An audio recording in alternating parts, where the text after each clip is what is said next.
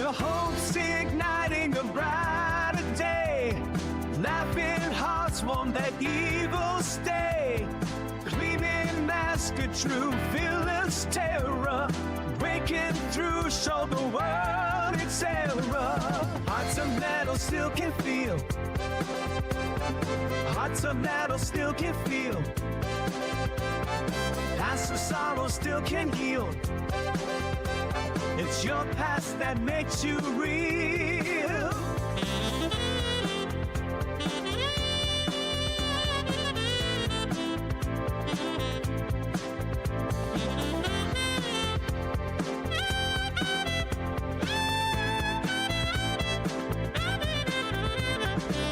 Can't run away from the man you used to be. Can't hide away from the things you had to see. Don't lock away the path to break yourself free.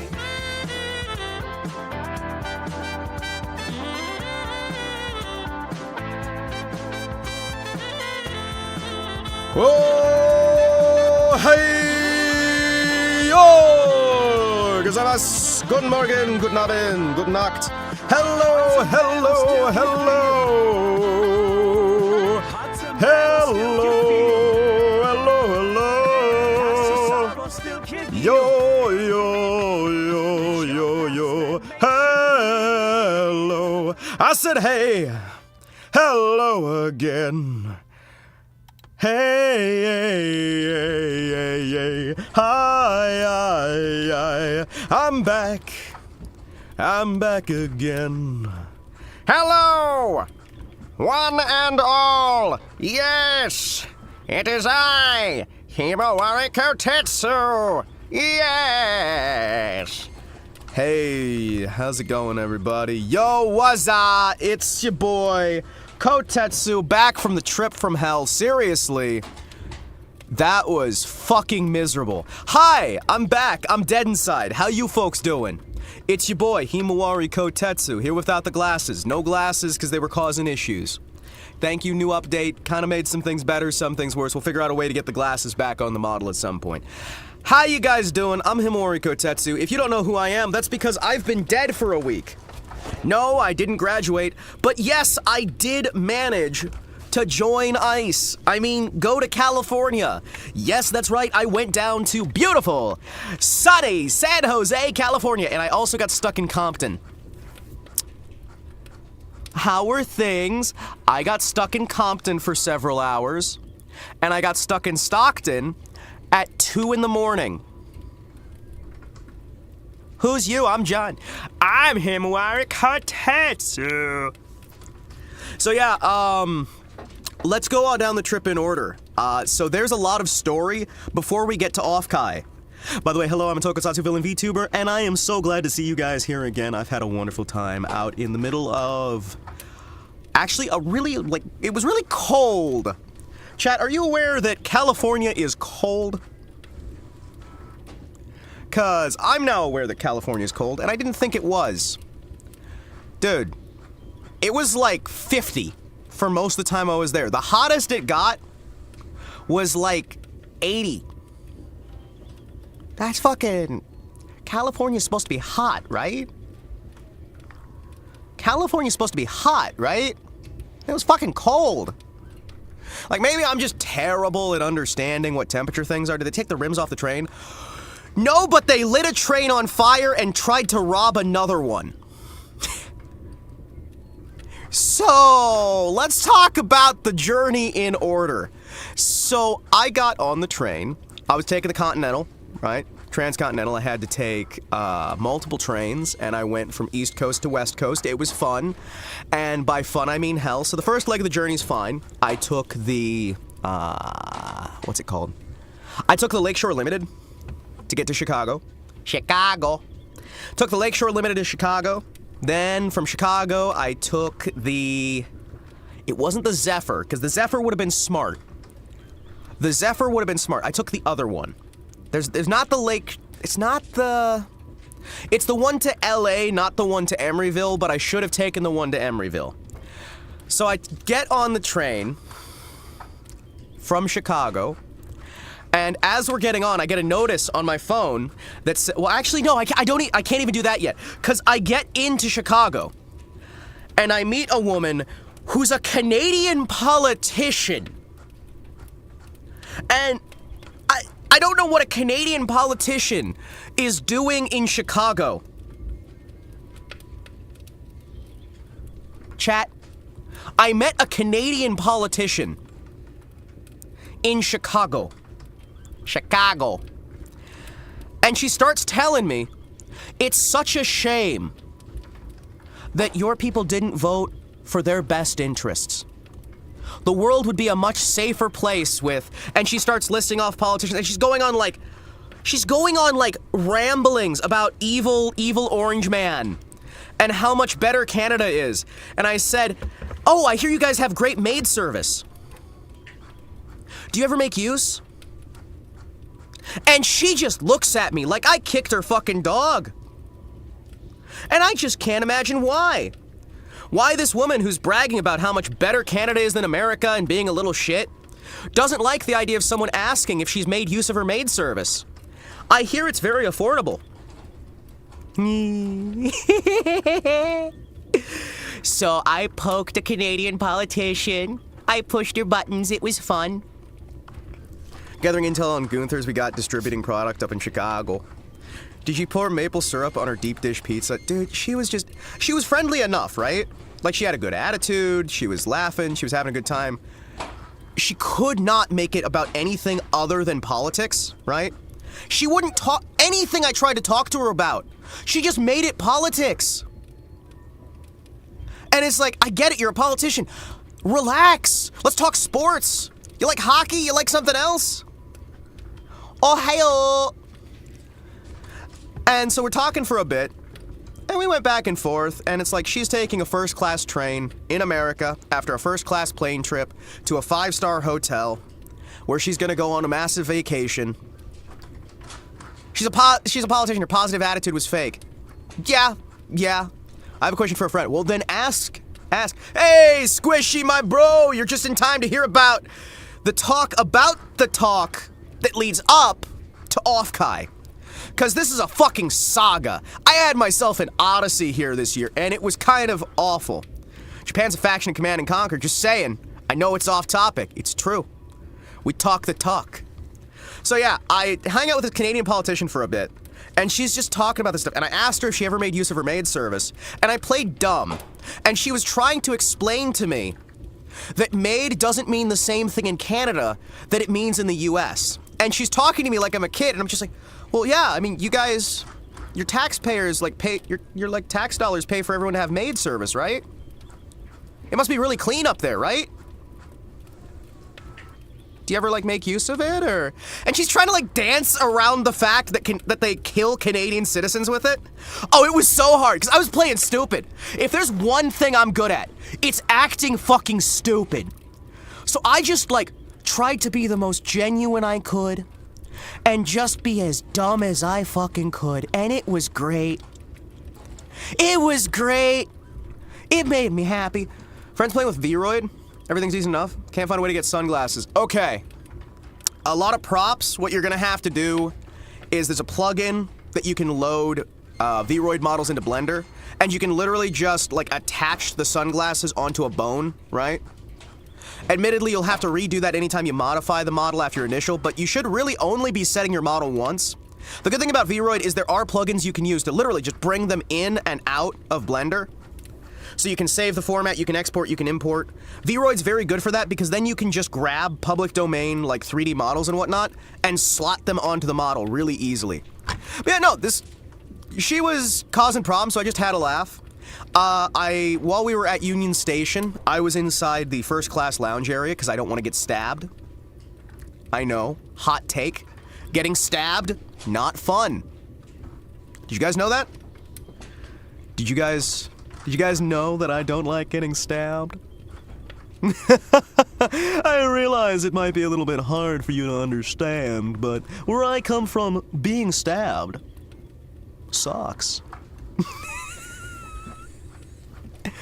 But yeah, no, so I'm hanging out in, like, the first class lounge, right? I'm hanging out in like the first class lounge and I'm just relaxing. And this lady comes up to me and goes, "Hey, so I've been helping with the riot prep." It's like, okay, who are you? It's this older woman who just like shows up and she starts talking about the riots and the protests. And she's just going on and I'm like, do I strike you as someone who's gonna help you set up a riot? Is this a sting? Where's your wire? Do you have a badge? And I have her on one side talking about the riot and how they're gonna do this, that, the other, and there's an assassination thing, and it's like, okay, I don't need to hear this. I'm not here. And on my other side, I have a retired lieutenant in the fucking army who is sitting there talking to me about FedEx.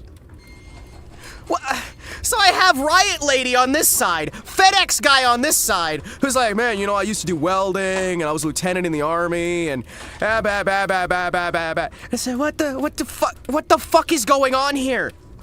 And he's like talking about his bad knee, and I'm confused. Riot Lady's like going off. It's like, what? So, hey, ma'am, are you aware that there's an army lieutenant over here? Like, right here, actually. He's like right on this side, and he's hearing you right now, right?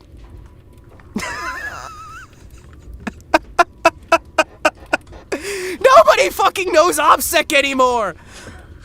So I wait at Union Station for a while, right? I'm talking to some people. There's some cool folks there. We, like, just kind of hung out for a bit. She eventually wanders off. Army guy makes a fucking phone call. I also got to meet somebody with Logistics Corps. There's a few, like, there's a lot of military guys who travel by train. It's cool, right? So we're just hanging out there. I had some coffee, some more coffee, and I realized something. I went for the hot cocoa because I wanted to, like, shift off of coffee. Did you guys know that the hot coffee, or the hot cocoa in Union Station, or is it Union or Central? The Chicago big station, right? The army guy overheard the riot convo and made a yes! Yes, he did! And it was fucking hilarious. Because she's like bragging to me about how she's setting up a fucking riot. Right next to a guy who's fucking retired lieutenant in the army. Now, admittedly, I don't know if he was Butterbar or not, so he probably didn't do much, right? But he did make a phone call. And also apparently he was like working with FedEx for a while, and I learned a lot about this guy, because he kind of just did what I do and started talking. Luckily, I'm good at pretending I'm an extrovert.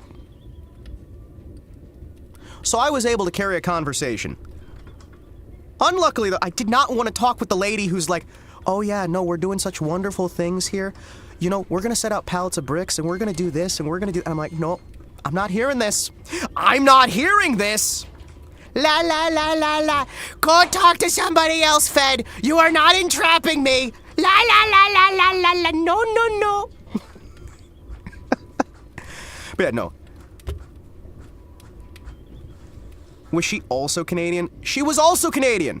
There were a lot of Canadians who were talking about helping with the riot shit. And I'm like, okay.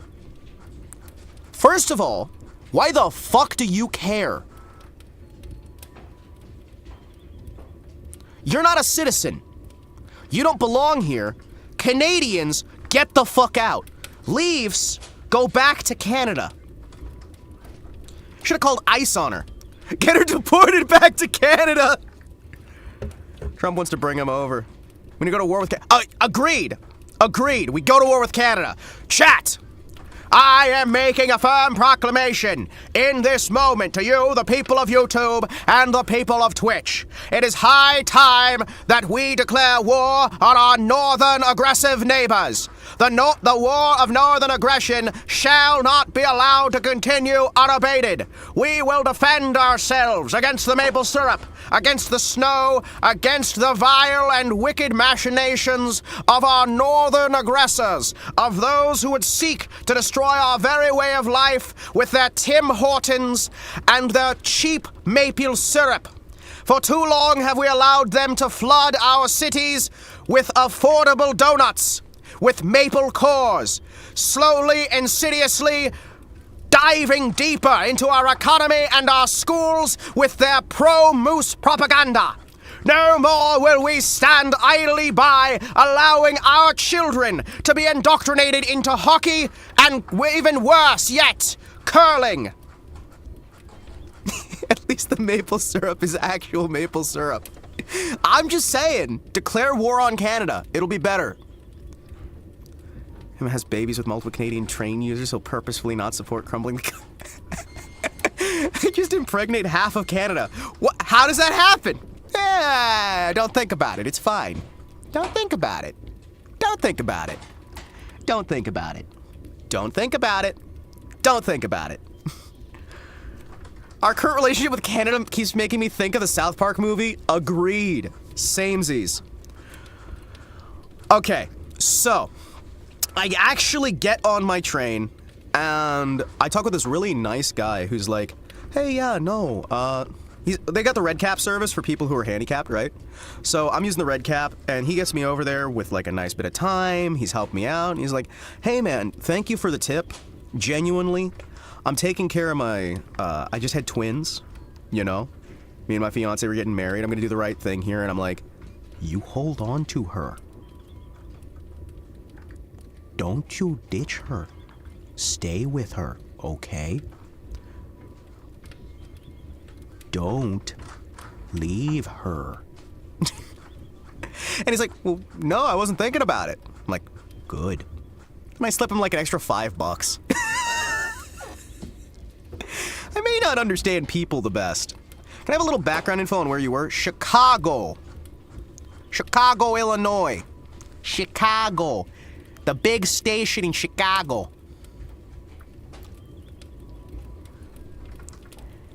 And for some reason there was a bunch of Canadians there. And yeah.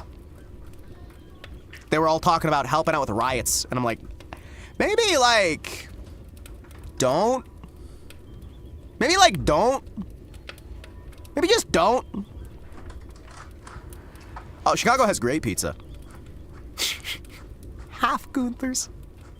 That's a horrifying abomination. Why would you put the image of a half Gunther chimera in my head? I'm imagining fucking Full Metal Alchemist, like with the dog girl. But it's like a hyper-realistic Gunther. And it's like got people hair and people eyes. That's fucking awful. Why would you put that image in my head? We have to nuke Canada. Boss, peace head. It's okay. I'm in pain. It's okay, Gunther. It's okay. Think of the rabbits, Gunther. Think of the rabbits. Think of the rabbits. Oh, but dude! So this guy helps me on the train. He's a cool dude. Get on the train, and the ride's pretty cool for a while. We're running a bit late. We get this older German guy who gets on board, right? We get this conductor who's this older German dude, and he's constantly checking his watch. And the conductors go around the train fairly regularly, right? And I just hear him say, "This route is always late. Not this time. Not on my watch." And the man went full, like, slave driver on the rest of the staff on the train.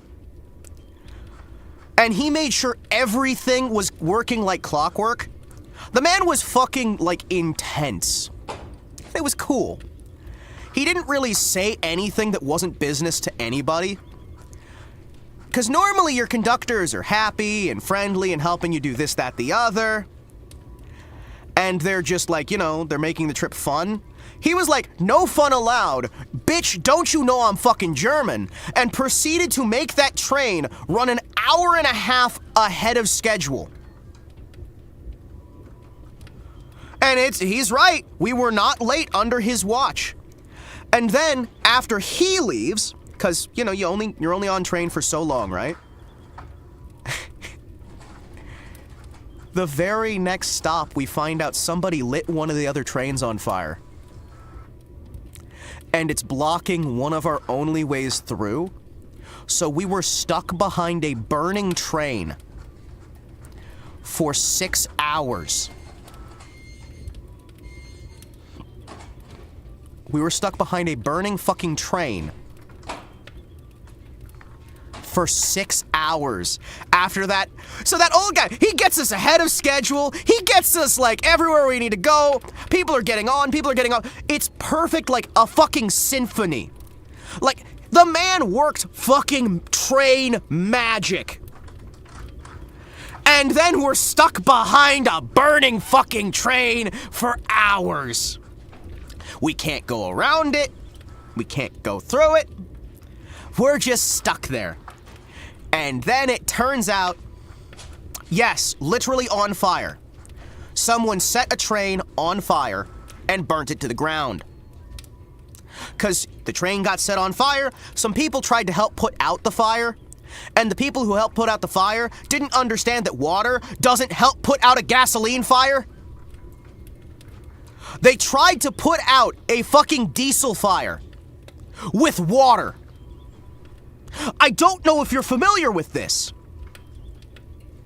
That doesn't work.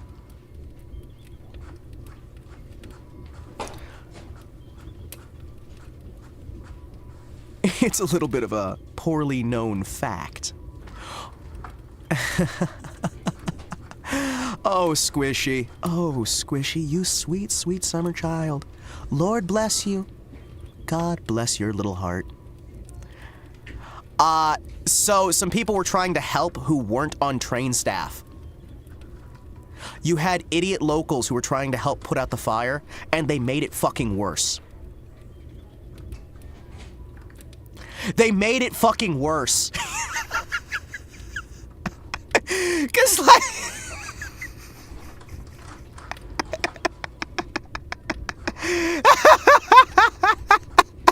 They had people try to help put out a fucking fire! And they're like, oh, we gotcha! We're gonna help! The community's gonna band together to help!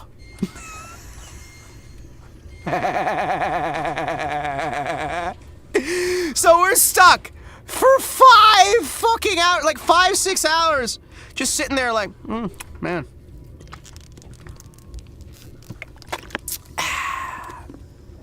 Yep. Train's on fire. Man, that sucks.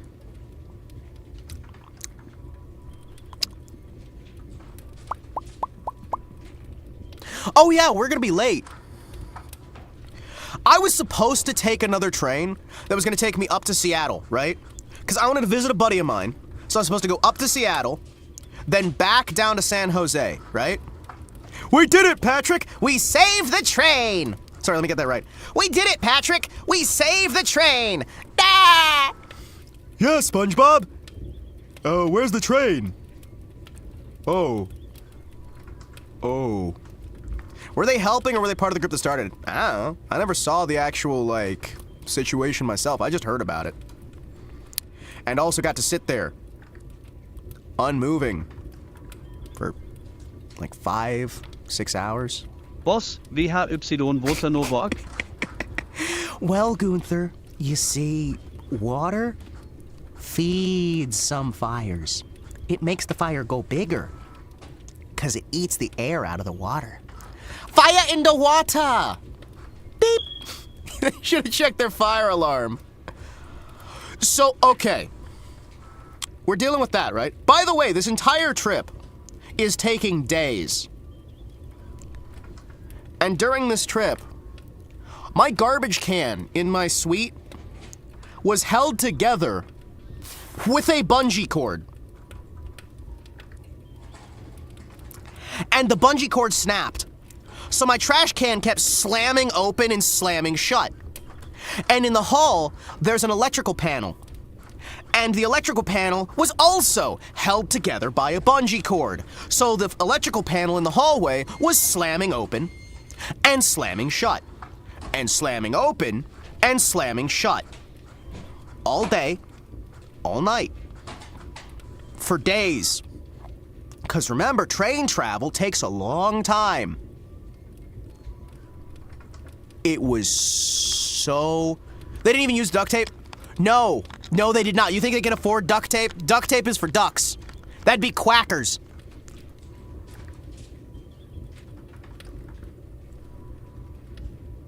Quackers.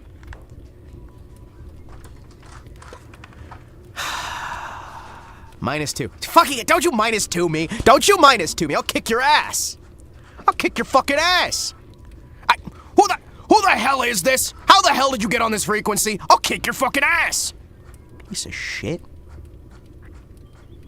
I'm watching you. With my elf eyes. I missed you, man. I'm glad to be back. I'm glad people missed me. Quack. So, okay. I'm gonna kick your ass, okay? Okay, I'm gonna kick your ass, okay? Okay? I'm gonna kick your ass. Hey there, guys. Oh, do you know the speed of the train when it wasn't standing? Okay, so trains in the United States, depending on where you are, they'll go from 30 miles an hour to 105? I think 115 is the most, right? I think like 115 is the most. I mean, trains are nice, you know.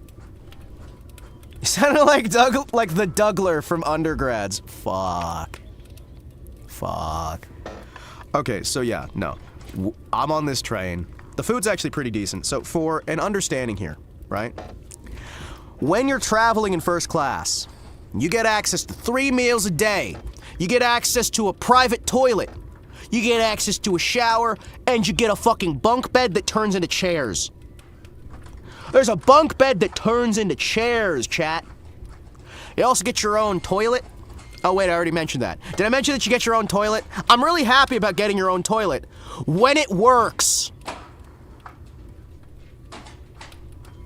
Did you guys know that sometimes the toilet just stops working? And then you're out of toilet for like several hours and you have to, as a cripple, limp your fucking way across multiple train cars to get access to a toilet? Because that can happen. That's fun, right? Man, so glad I had access to that private toilet that I paid an extra like $100 for. Man, glad I got to use it. So lovely, so great. So I miss my train. Now, I'm stuck at LA. I'm in LA, I'm waiting. San Jose is about 2.5 to 3 hours away from Los Angeles, right?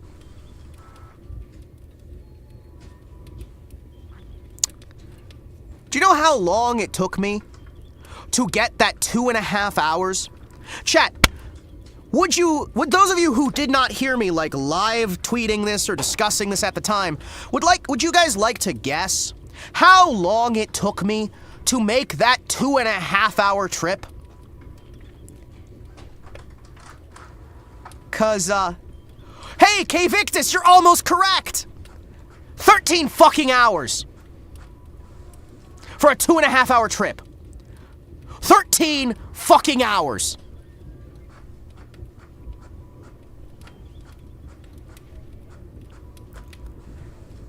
I was put on a bus. That bus took me to a second bus. Then I got put on a fucking train. Then that train took me to another fucking bus. I was in coach. I was supposed to be in first class. I had this African-American man in his mid-40s. He had a blue cap, he had a gray shirt, he had khaki pants. He was fairly adequately muscular. And I remember all these details. I also remember his ID. I know his name. I know where he lives. I know the VIN number on his car. Because this dumb fuck sits there and goes, in his fucking Ebonics bullshit, because he doesn't want to speak English, I'm going to stab the fuck out that whack-ass honky, gonna kill his fat fuck ass, and stab that fat fuck smile off that mustache fuck's face. And I locked eyes with him, and I smiled bigger. And I wheeled over to him, and I just looked him in the eyes and smiled.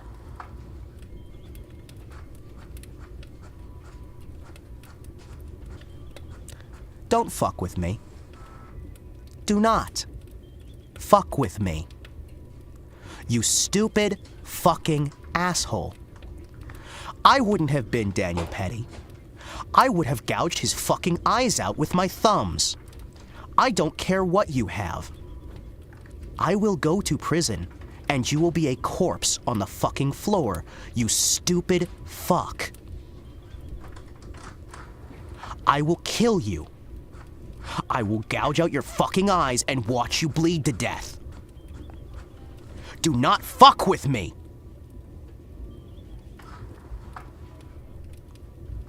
You aren't the fucking first. You're sure as hell not gonna be the last.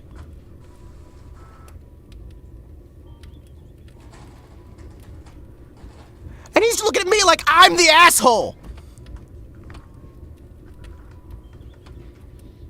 He's looking at me like I'm not the asshole. I'm not the asshole here. You're the one who's like, oh, I see a happy looking cripple guy. Oh, I'm gonna start shit. It's like, I'm not the asshole. Fuck you. You're the asshole. Fuck you. Legitimately, I probably could have gotten, like, stabbed, but I legitimately was just at that point, I'm just fucking done. I'm just fucking done. So they leave me at Stockton. Now, for those of you who are not in the United States, he was not expecting you to be crazier and more willing than him. Well, you have to, right? It's the only thing those fuckers respect, right?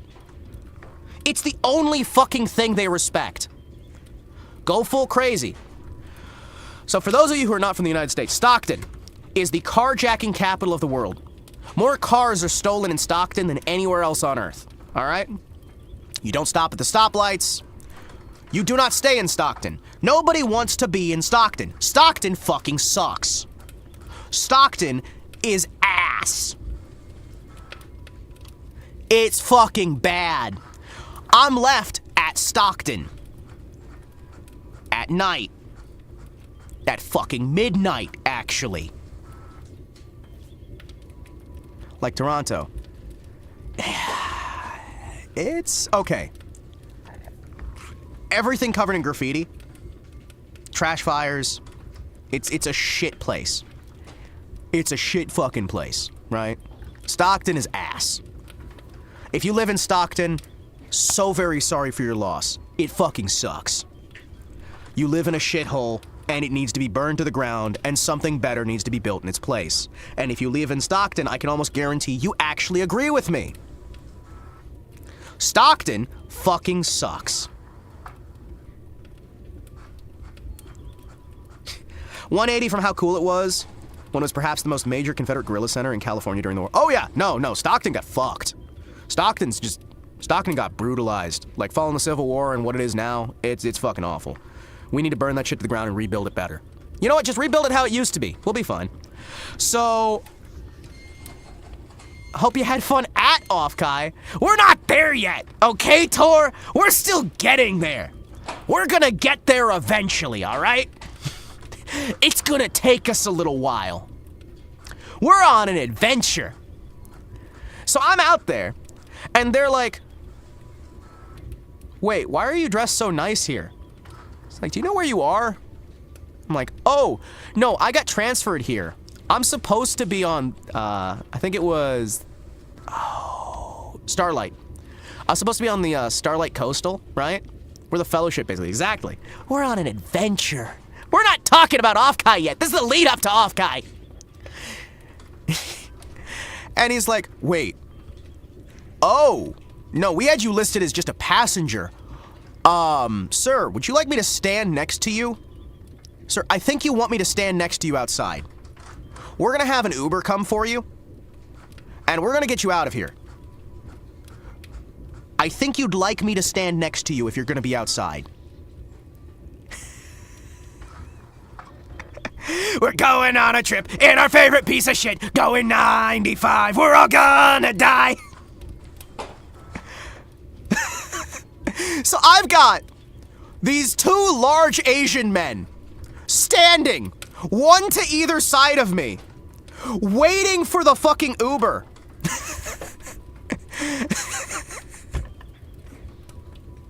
And he's like, make sure you document the license plate, get the VIN number to somebody else, yada yada yada.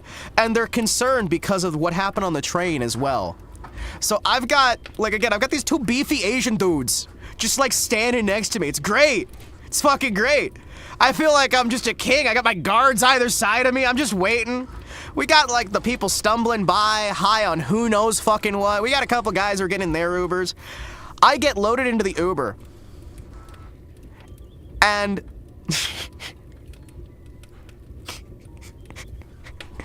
we're getting loaded on. And the guy just says, no English. No English. He says something in Hindi into his phone. And the phone says, am I here to pick you up? And then I speak into the phone, and it translates to him. Fucker was using Google Translate! Fucker's using Google Translate! And he's my driver! I'm communicating to a man using Google Translate! And he shows up in a fancy hybrid to the carjacking capital of the world. A fancy hybrid. A very, very nice hybrid. And he just says, I don't stop.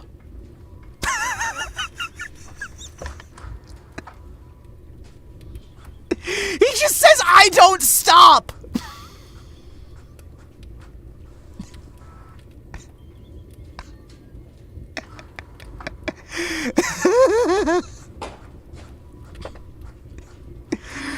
It just says, I don't stop. And he's doing like 90 in fucking Stockton.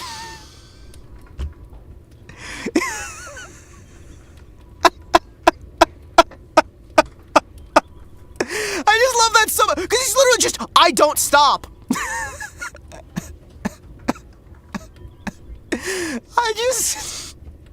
He got me there.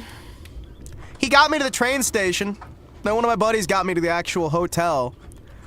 And I'm just like, I feel dead inside. I need to sleep. Please. This has been hell. Let's get to my nice, handicap accessible room. Let me get in my wheelchair to my handicap accessible room. Chat. When you pay extra for a handicap accessible room, are you expecting the room to have 2 steps to get into the room? It had steps. The room had fucking steps. I have pictures. I don't want to dox which room I was in, right? I don't want to dox which room I was in, right? But it had steps leading into the room.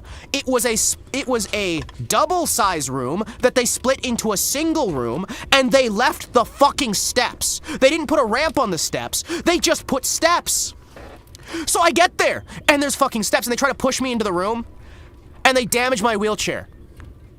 The hotel staff damaged my fucking wheelchair on the steps to the handicap accessible room. So from day one, my wheelchair's damaged. And over the next several days, my wheelchair got more and more damaged to the point that now it doesn't fucking work. Oh, but it'll get even better. They prefer anti-lunar android fortification. They fucking did. So, okay. Let me describe this beautiful room. I have photos because there's things that are being dealt with, right?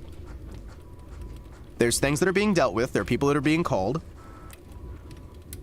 So, there's a single step to enter the first room that has a little couch, and a second step to enter the second room. That's actually worse than... I know! I fucking know!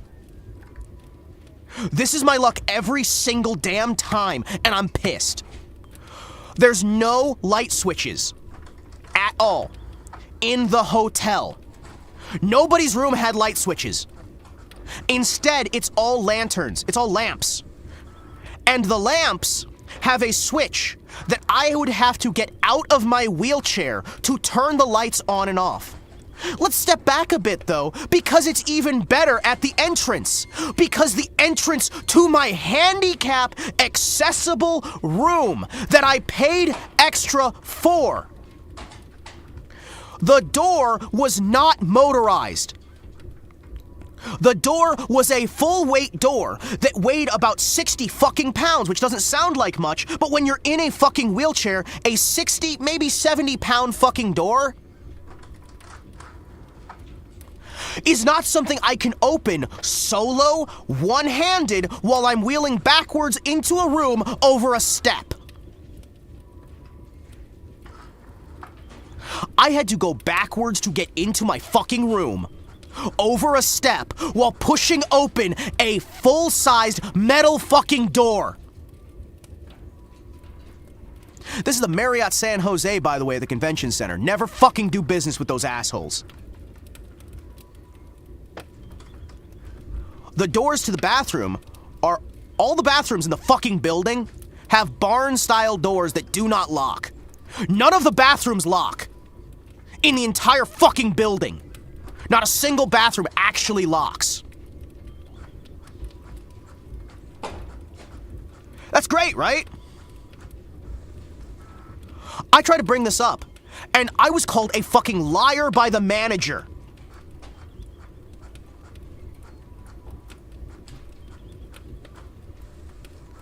The manager says, this is the hotel manager, the head of the fucking management team, says, we've been inspected by the ADA, and if you see a problem, I'm sorry, but we've been approved.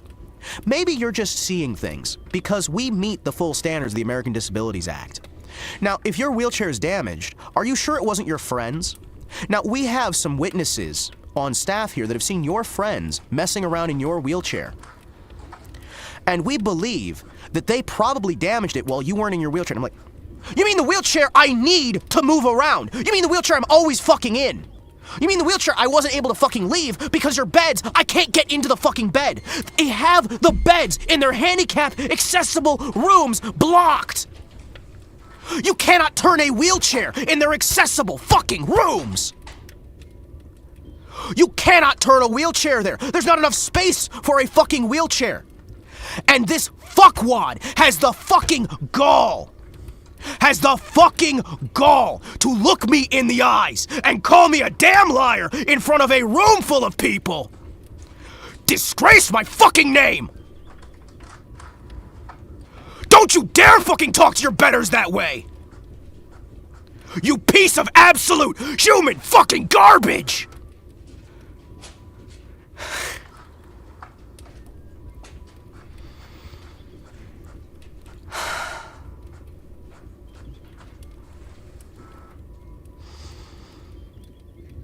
Yes. Also, Deadmac, I need you to re-add me on Discord. Somehow, you got unadded. Could you re-add me? I can't find you anymore. Which might explain why the messages weren't sending.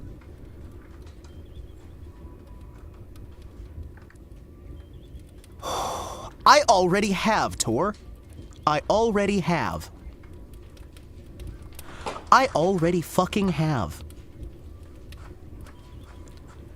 He handed me a bottle of water because he's like, you look a little stressed. I actually crushed a closed bottle of water in my fucking hand as he was calling me a fucking liar and blaming me for the state of his piece of shit room after I had fallen multiple fucking times in that hotel room.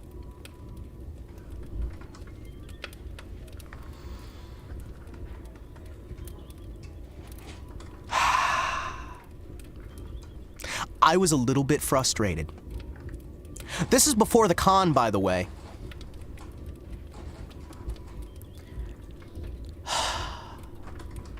So I'm at the con. Discord says we're friends on mine. It doesn't on mine, which is weird. Hold on, wait, what name are you using on there? Can you send me a message real quick on there to double check?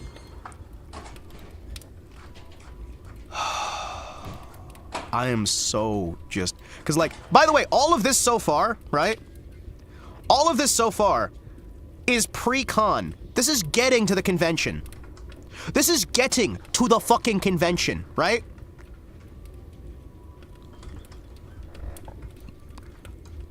I am now at the convention center. I've been disrespected. I've been stuck on a fucking Uber. I've been stuck... Because, again, I had to take a bus from my train to another bus to a fucking train that was coach, where I got threatened, and then I got to take my Uber the rest of the fucking way. When I could have just taken an Uber at the first place and skipped 2 fucking buses and a train.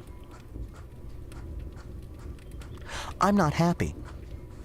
Then, we get to go to the Monterey Bay Aquarium. We get to go to the Monterey Bay Aquarium. And the Monterey Bay Aquarium would be so fucking nice. Chat, I have photos from the Monterey Bay Aquarium. I want to go through some of these pictures for you, alright? These are all ones that I've already shown on the Discord. And I just want to show you guys how lovely the Monterey Bay Aquarium is, alright? Let's go over here. It was so nice. I went to the Monterey Bay Aquarium.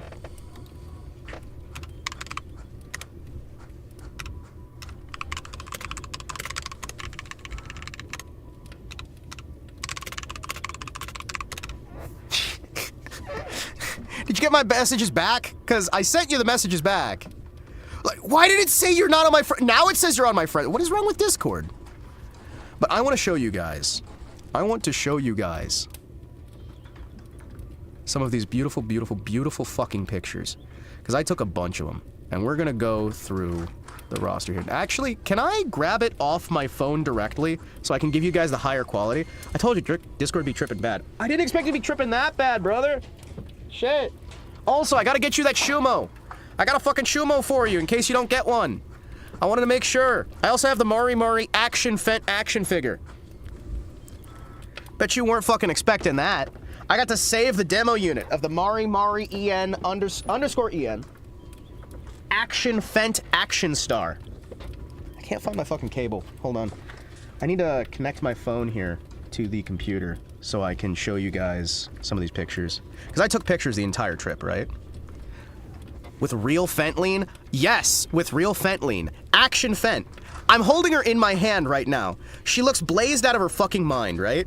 And we gave her full articulation so she can lean and be posed. She has articulation for her hands, her arm. She's a full action Fumo, chat.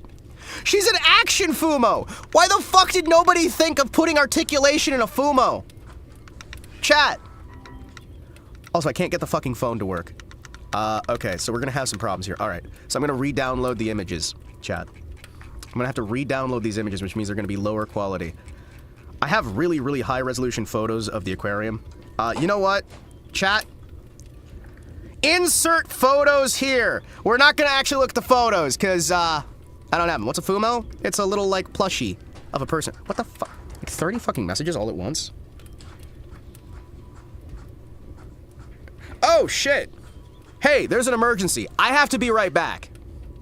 There's a family emergency going on, because of course there is. Even when I'm talking about offkai, something's going fucking wrong. This is great. Hey chat, I'm gonna be right back. Have some fucking music.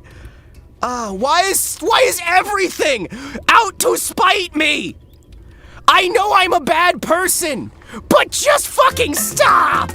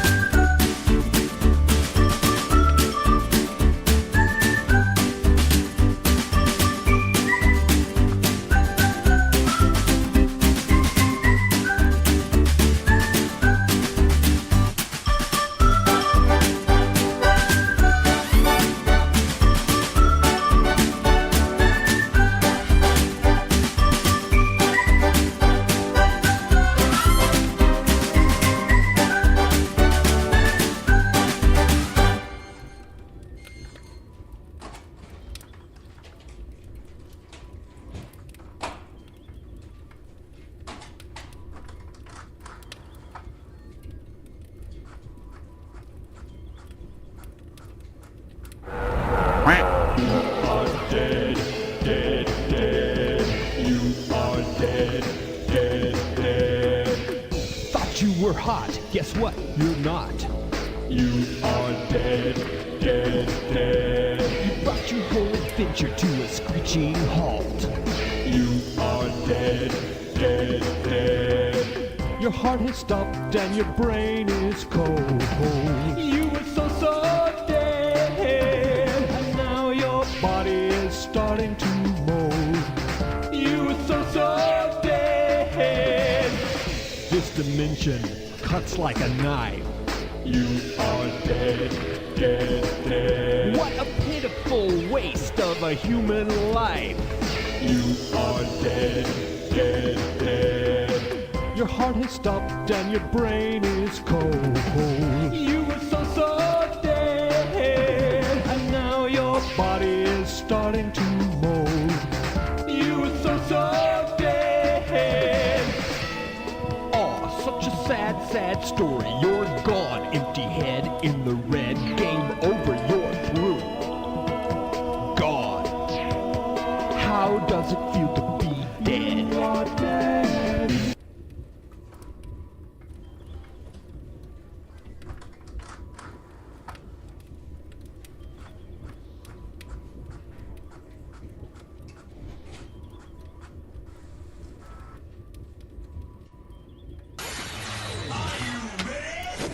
Hissing!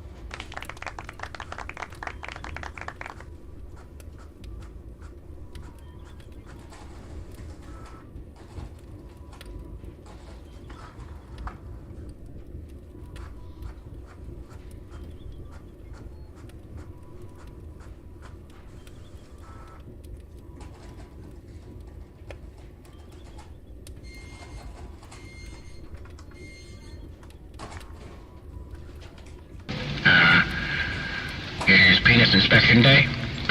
Over.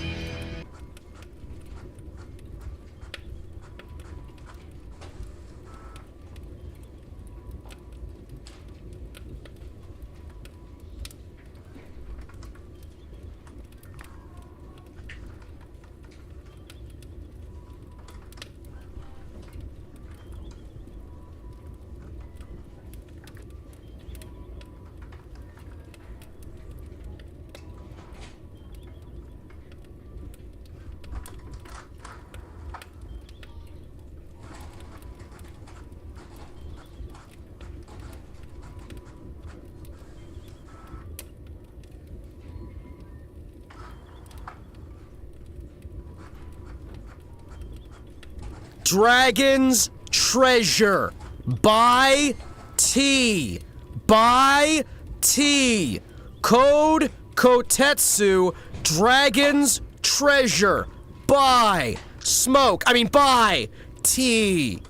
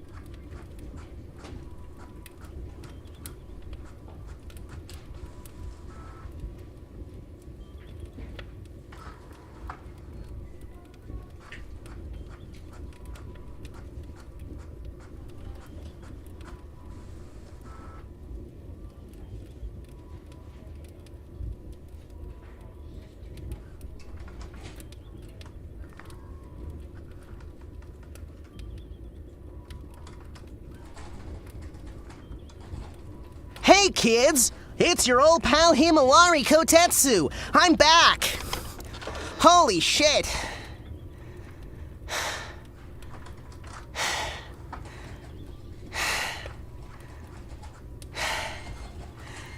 Hi. How are you?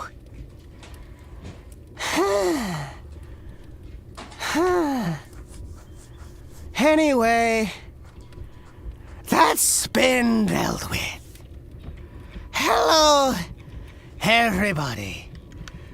It's your boy, Himawari Kotetsu. With a weird accent for some reason. Crisis averted.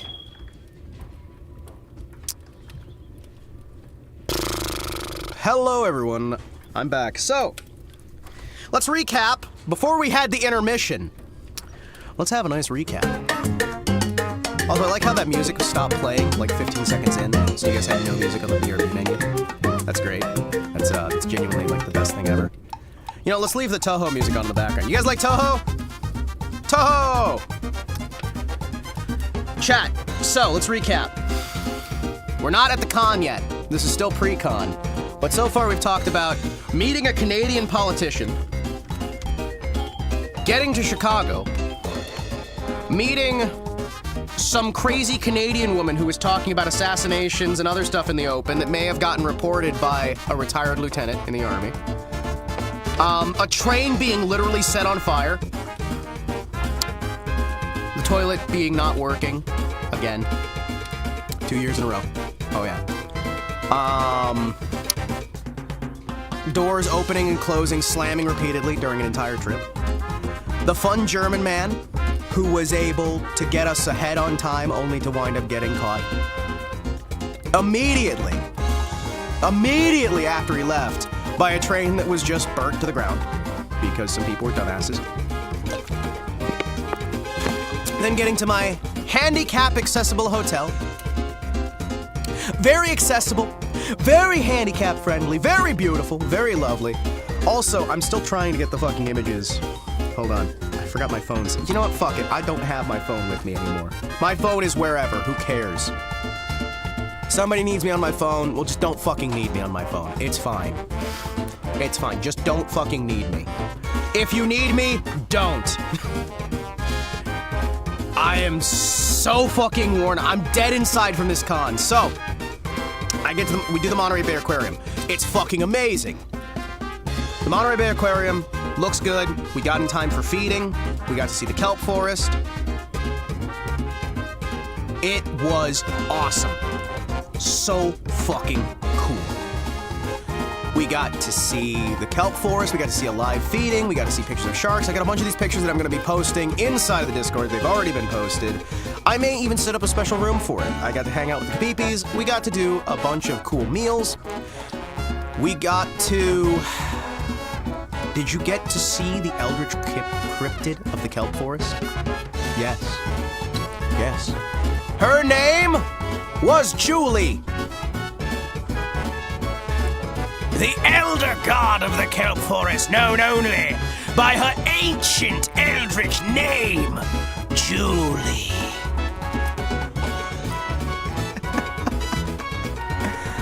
Yeah, no. So we dealt with that. Then we went to an escape room, and the escape room was really fucking cool. So the guy told us like 4 or 5 times, hey, this is the hardest room we have. Are you sure you want to do this?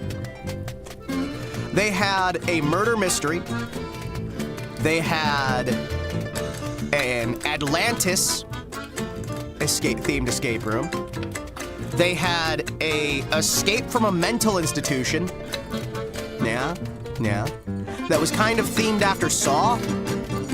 That was cool. And they also had a Wild West jail escape. And we're like, hey, let's try that like noir murder mystery, locked room mystery. That'll be fun. And he goes, that's the hardest one we have. Are you sure you want to do that one? I'm like, yeah. We got an hour, right? It's like, okay, sure. We got costumes. They gave us costumes, guys. They gave us fucking costumes. So we got to wear costumes, and some of the costumes had hints inside the pockets. We had like evidence bags, we had like little markers so we could mark down evidence, we had a bunch of little mini puzzles. We had all of this crazy whacked out shit. It was awesome, right? Dude, it was the most fun I've had in a while, because we're all doing like these 1940s sort of accents, you know? Hey boys, we've got ourselves a murder to save. They gave you fucking how much you paid for that. Oh, the fucking was free, because the fucking was fucking my credit card with an $80 a person bill. Holy shit, it was expensive. 80 bucks a person. But it was fucking cool. It was really, really cool. Because they had like this cool wallpapered up room. They had all these little they had like a body outline, and we had to solve the mystery, and we had to read like sub-puzzles within puzzles, and there were puzzles that would answer parts of another puzzle. And we had to like piece together some like you had a little cylinder, and when you looked through the cylinder, it would texture map somebody's face onto a cylinder, and it was cool as hell. And we had like these windows that you had to look through, and there's like 1,000 different little windows that you're looking through, and you're trying to find the images that don't match so you can get the code to unlock the thing, And there were light switches we had to turn on and off, because some puzzles can only be solved if it's dark. Some puzzles are only solved if it's during the day. And there's a gramophone puzzle where we had to use an actual gramophone. And there's a locked box where the box has like coins that you have to get from another puzzle to use the coins from one puzzle to open the other puzzle. And there's a fireplace that we had to get something out of a fire that was partially burnt, and it was just so complicated, but it was so cool because we had like 7 guys just trying to figure out the puzzle. And we managed to be, they have a leaderboard out of everybody who tried. And there was a lengthy leaderboard. We managed to make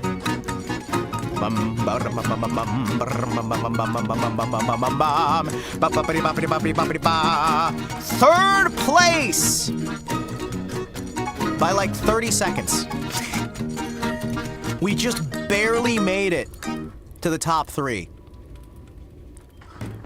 on our first try. It was cool. Because they time you when you're doing this, so you have like a full hour to solve it. And we were the 3rd fastest people to have ever solved it, as far as the leaderboard said. It was cool. Yeah, it was fun. They apparently have ones in Vegas as well that have like more complicated stuff. They've got stuff in Vegas, they've got stuff in Reno. They have a bunch of these different ones. They're just like different escape rooms, and the one we had is just a murder mystery, so it was cool. We had to use a rotary dial phone, which was fun explaining to one of our group what the hell a rotary dial phone is. Because one of them was young enough that he's just like, what? What's that? It's like, oh, great.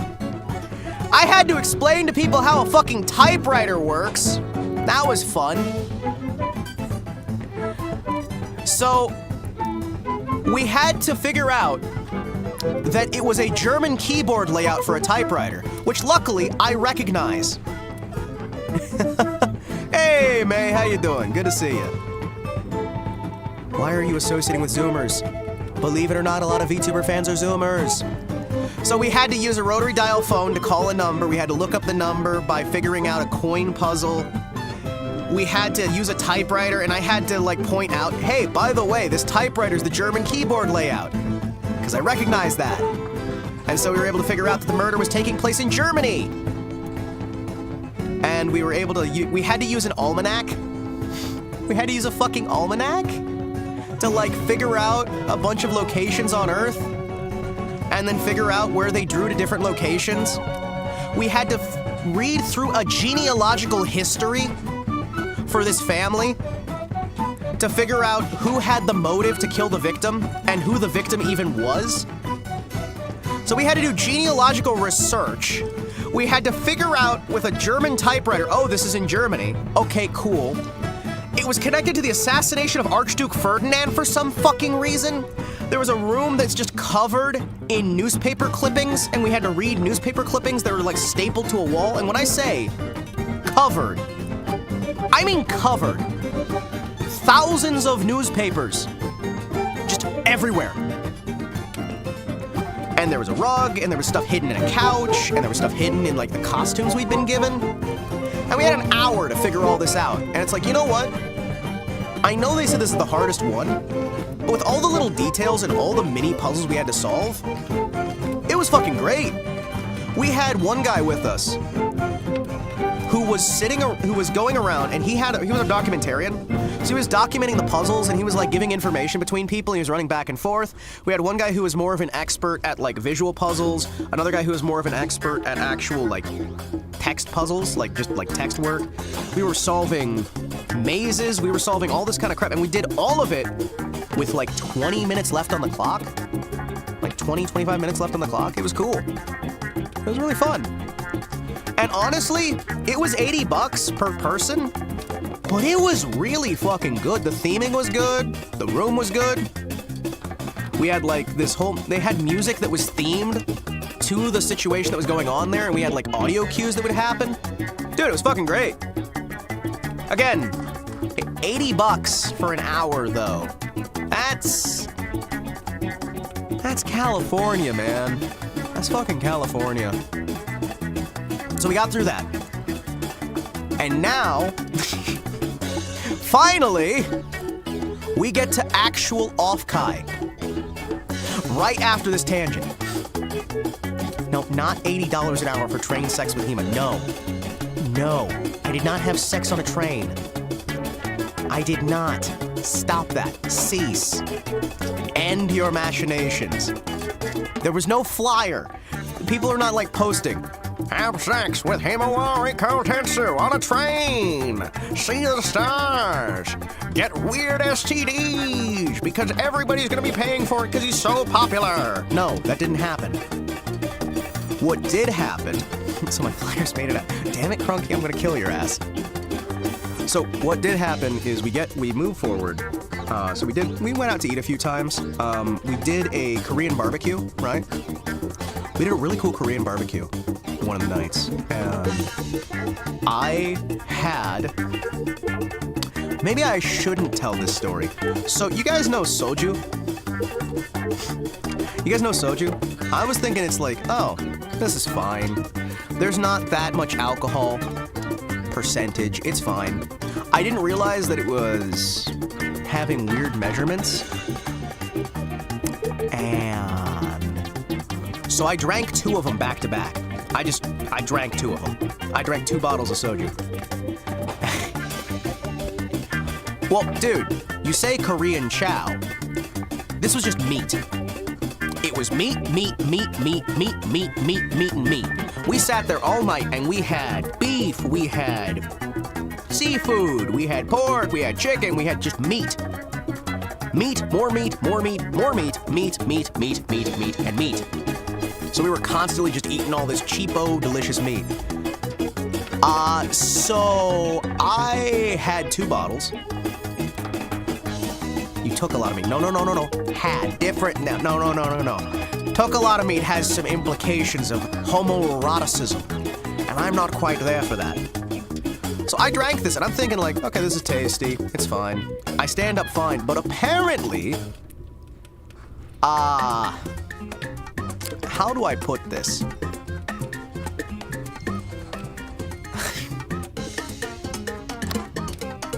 So I offered to help somebody kill someone.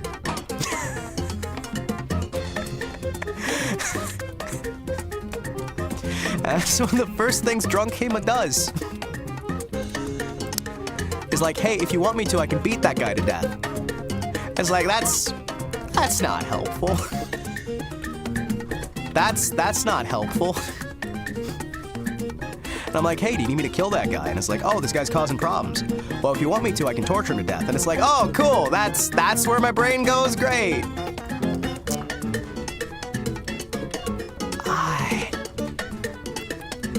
Now, I was lightly drunk. I'm not like completely shit-faced. I'm only 2 bottles of soju in. I can hold my liquor. I also may have at one point forgotten exactly where we were. That was fun. Offered to kill some people. I intimidated the fuck out of one guy. who said that I was more intimidating than he's ever seen me, and I scared him. Because I sat him down, and I just turned off all of the charm and everything else, and I just locked eyes with him, and I just went, shut the fuck up, yes or no answers only, and I walked him through some stuff.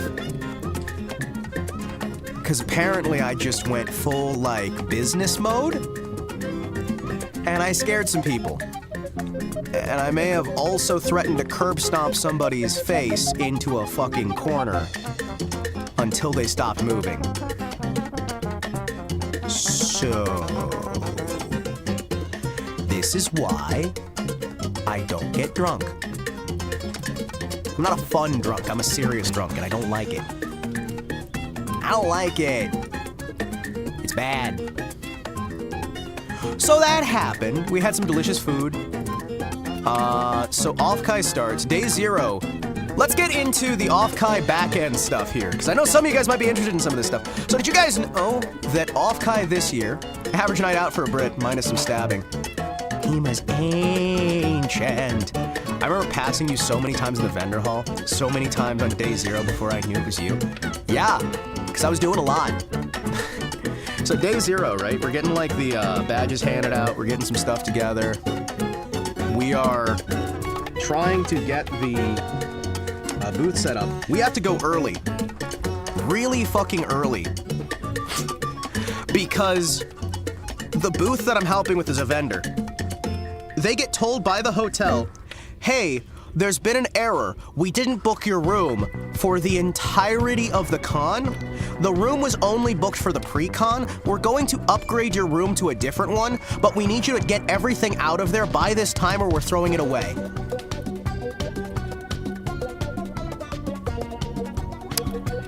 They literally told us that we could either get everything out of the room or they would trash it.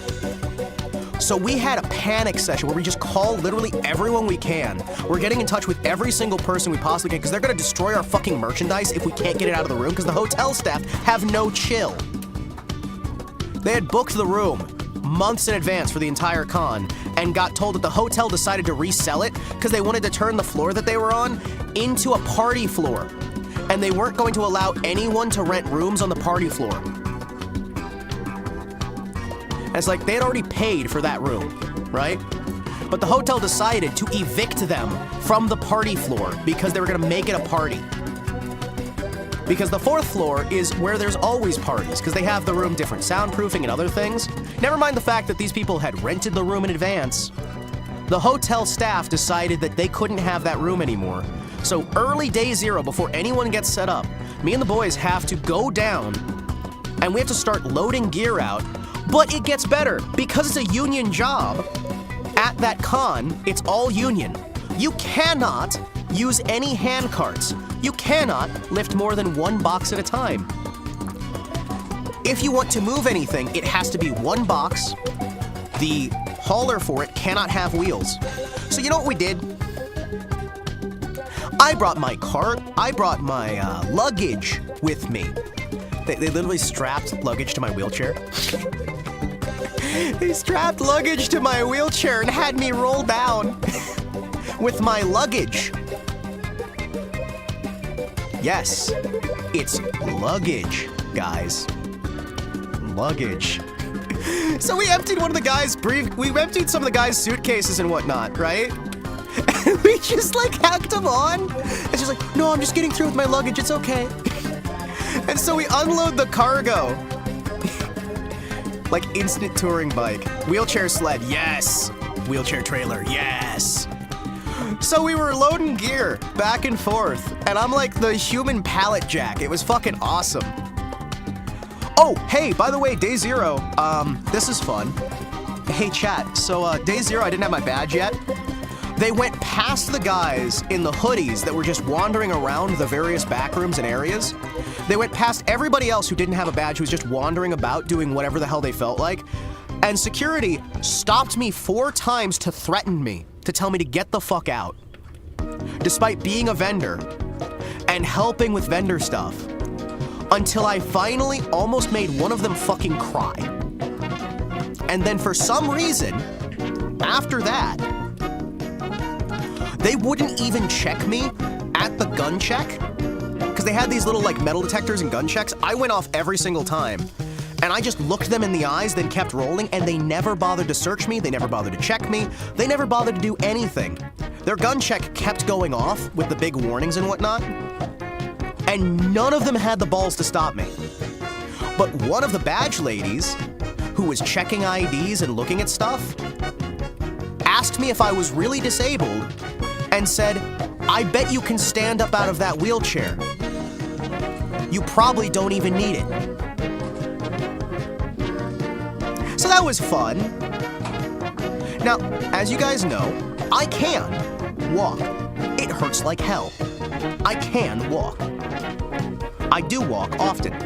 It hurts a lot, and it's dangerous because if I fall, I will break something because I have neurological damage. Gun check. Oh yeah, no, they were doing a gun and knife check. They didn't want you to bring in fucking pocket knives, man. Hey, for general info for the chat here, I usually carry my main pistol, my backup pistol, my boot pistol, a boot knife, an arm knife, and an appendix knife.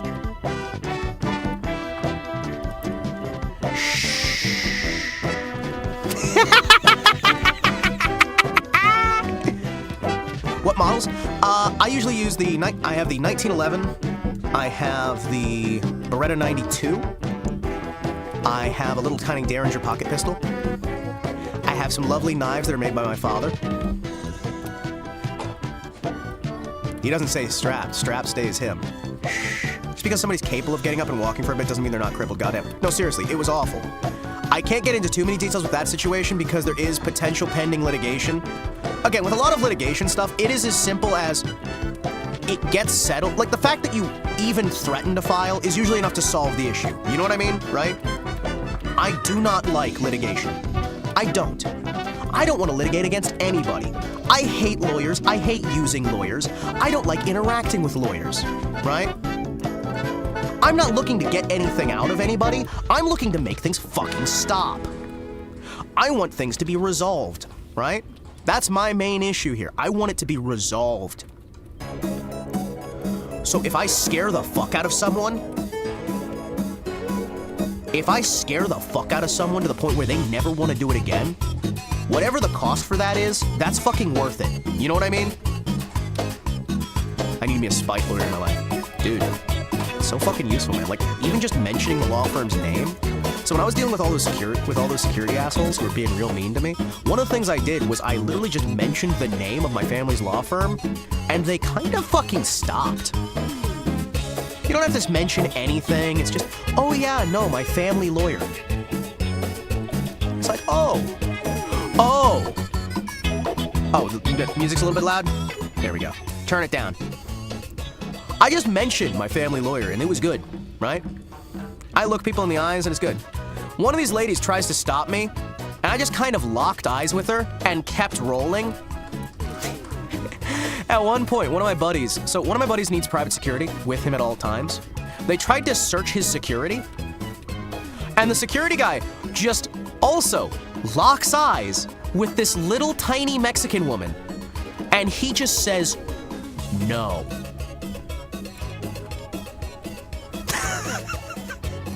She's like, I'm gonna need to search you, I'm gonna need to, and he just looks at her and says, no.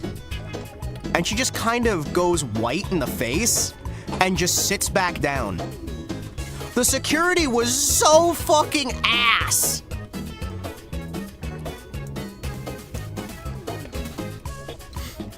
If him to be out of pain must sit, you must acquit.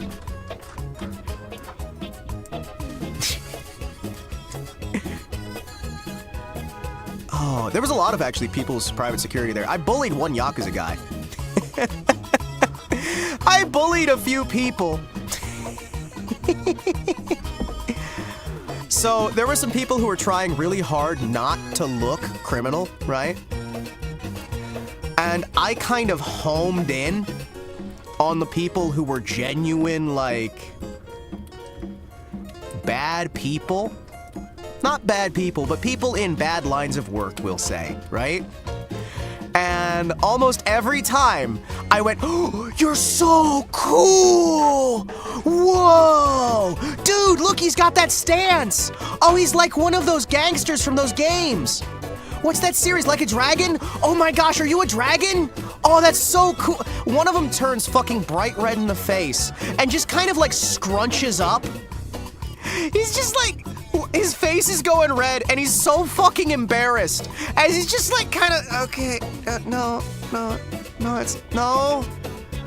And he's like a little school kid. So I just kept pushing and it was funny. Cause he was so, like, I'm just like, oh, he's doing it again. Look at the stance. Oh, he's got that, oh, you're so chuny, dude.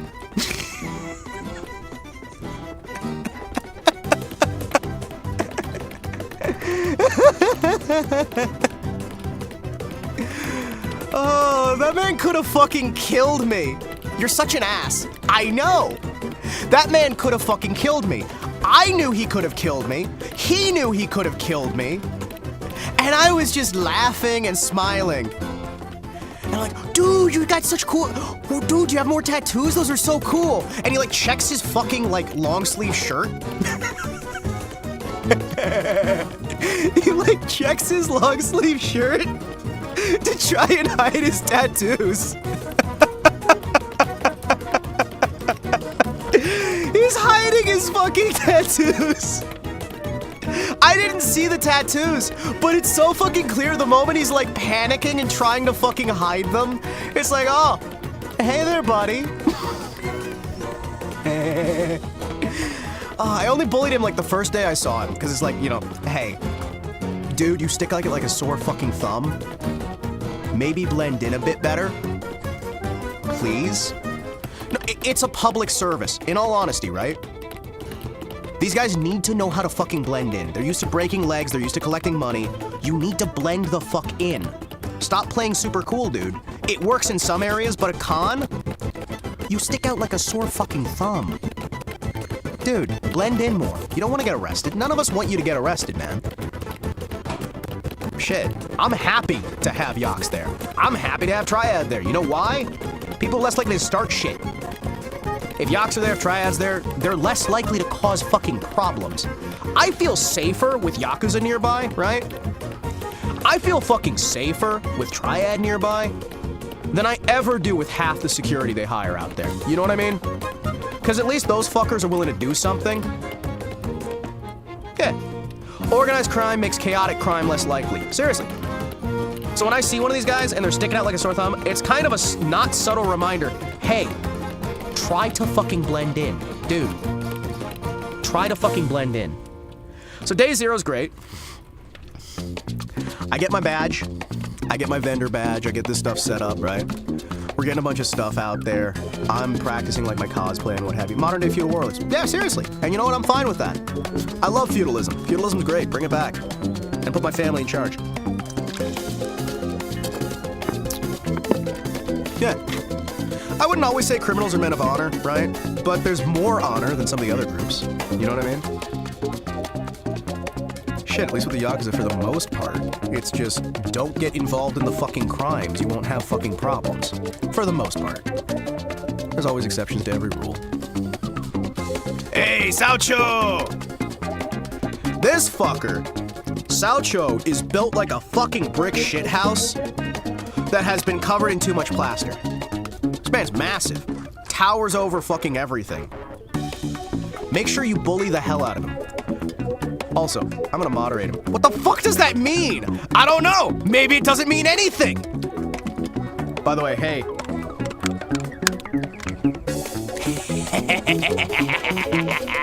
Get moderated. I'm also massive. You were doing the fucking ooh-woo voice the whole fucking time. That's it. You were doing the ooh-woo voice. That's all you were doing. Hate that shit. Fucking hate that shit. So more Komori, right? Hima, you're a piece of shit. I'm out of here. Yay! I'm bullying friends. Why are we still here? Just to suffer. Yes, yes. Yes. In other news, there's 2 races happening today. Trans Am. It's only 6 laps left and 24 hours of Spa. Also, found my childhood game. Been looking for since 2003. Hell yeah. Can a different mod ban me? Mods can't ban mods. Sorry, brother. But yeah, no. So I met up with fucking May. And May's immediately doing that same bullshit voice my sister does. And doesn't fucking stop. Doesn't fucking stop. And I'm just sitting there, I'm like, woman? Woman. No. Hate that fucking voice so much. You made the mistake of informing me. I realized as I was saying it.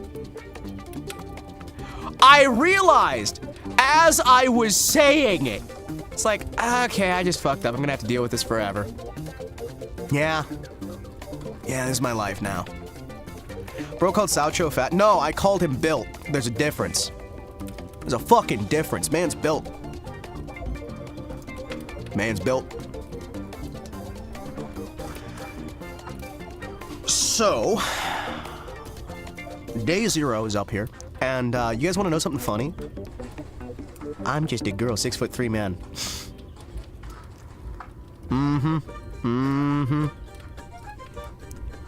Uh-huh. Can't believe he called me a fat fucking pig Slav ogre. I mean, that's the implication, of course, but that's not what I called you. That's just the implication. It's very different, Soucho. I wasn't gonna talk about how fat you were, or how much you stank at the convention center, or how many times you were just walking around eating a fucking taco in the open. It was weird as hell. I'm not talking about that. I'm not talking about the amount of times you just drank entire rooms worth of alcohol. I'm not talking about all the burger joints you shut down. No, I'm not talking about that, Soucho. Soucho! It was actually a midget. No, that's just a wheelchair. It makes me feel short. It makes me look shorter.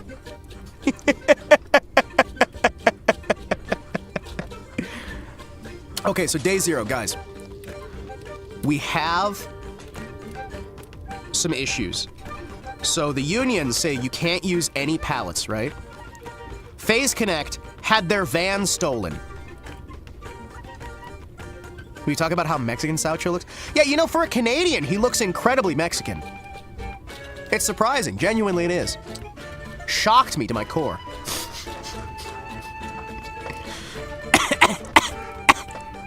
What? That's the part?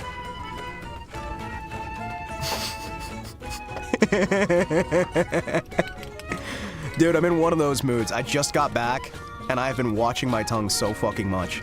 Isn't Canada just snow Mexico? Exactly! The stuff in the van, not the van itself. Okay. They stole a bunch of Sheena merch. They stole a bunch of standees. They stole their television sets that they were going to use for the actual presentation. I know that we had... Oh, geez. So, like, all of this, by the way, day 0 and prior, right?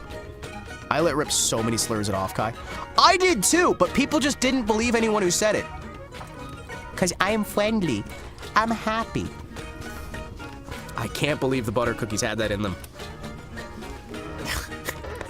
Fucking butter cookies running a...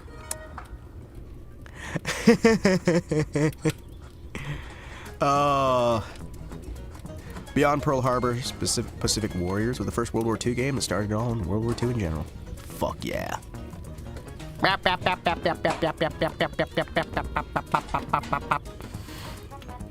So, we got the union stuff, right? So nobody's allowed to use pallets, right? Only the union can use it. The union guys were throwing boxes labeled fragile. They actually broke some standees. They broke some other shit. Our booth refused to let them touch anything because we had multiple, like, only 10 ever made sort of items, right? So our booth, we had, like, these figurines that are, like, $400 that were, like, 2 of them made. One of those figurines was like an $800 figure, right? Custom thing that we were gonna sell off on auction, help some people out and whatnot. and these union fuckers were throwing boxes around. Nobody wanted to work with them. Nobody wanted them fucking around. Nobody at all wanted to deal with any of these fuckwads. The union forced forced the convention to start having these stupid fucking like elevator operators there who didn't know how to operate an elevator. So they would push the exterior elevator buttons and say, no, you don't need to press those buttons, I press them.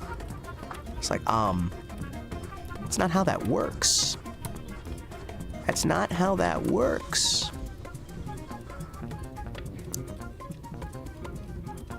Only vendors were supposed to be allowed to use the elevators. And it's like, what about people in wheelchairs? What about people with canes? What about all this shit, huh? Anything? Again, this is all stuff that's like going wrong on day 0. And the union decided we weren't allowed to have HVAC on day 0. So it was awful. It smelt bad. It was like 100 fucking degrees in there. There's no air conditioning. There's no heating. There's no nothing. Everyone smells fucking terrible. Yeah, no, cane users were fucked the second the escalator broke. By the way, did you know the escalator was broke on day -2? And they were supposed to have it fixed by day 0? And they rushed the job because the union asked them to rush it? That was fun. The union fucked the convention so bad. It's like $30,000 per convention hall, right?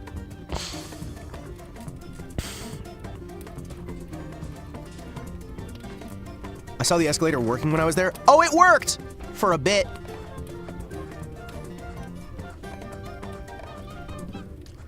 Heard Doki Bird say everyone was stinky and she was pissed off. Dude, the HVAC wasn't fucking working. None of the hotel rooms had soap. They had hair shampoo, and the hair shampoo was awful. I showered, right? Every single day at offkai I showered. And by the time I was at halfway through the day, I smelled fucking awful because their hair shampoo did nothing. I wound up having to go out and buy separate shampoo and separate deodorant because like the stuff they provided in the fucking like, even your penthouse suites didn't come with shit. You know what I mean? Like nothing was coming with any of the stuff. This hotel was awful. It was fucking awful. The convention center was bad. What dumpy hotels were you at? My hotel had body wash, conditioner, and shampoo. The Marriott had conditioner, shampoo, and a second shampoo.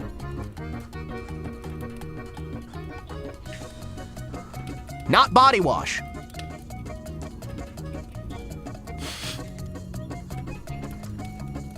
Conditioner, shampoo, and a second shampoo. So you had 2 kinds of shampoo you could use. None of them lasted worth a damn. Talking the actual yes, the actual convention hotel was awful. The rooms were terrible. There were holes in areas. By the way, hey, fun fact, again, next time stay at the Hyatt. I probably would have had a better time at the Hyatt, honestly. I probably would have had a better time at the Hyatt. And also, I would have been able to see across the street towards the orgy. Because that happened. That happened. There was an orgy at offkai. Well, not offkai, at a hotel near offkai, where somebody forgot to close the blinds. Some dude's like railing 3 chicks, like 3 or 4 chicks, realizes his window's open, and so many people took fucking photos. It was not an exhibitionist thing. That guy like fucking panics and slams the blinds shut.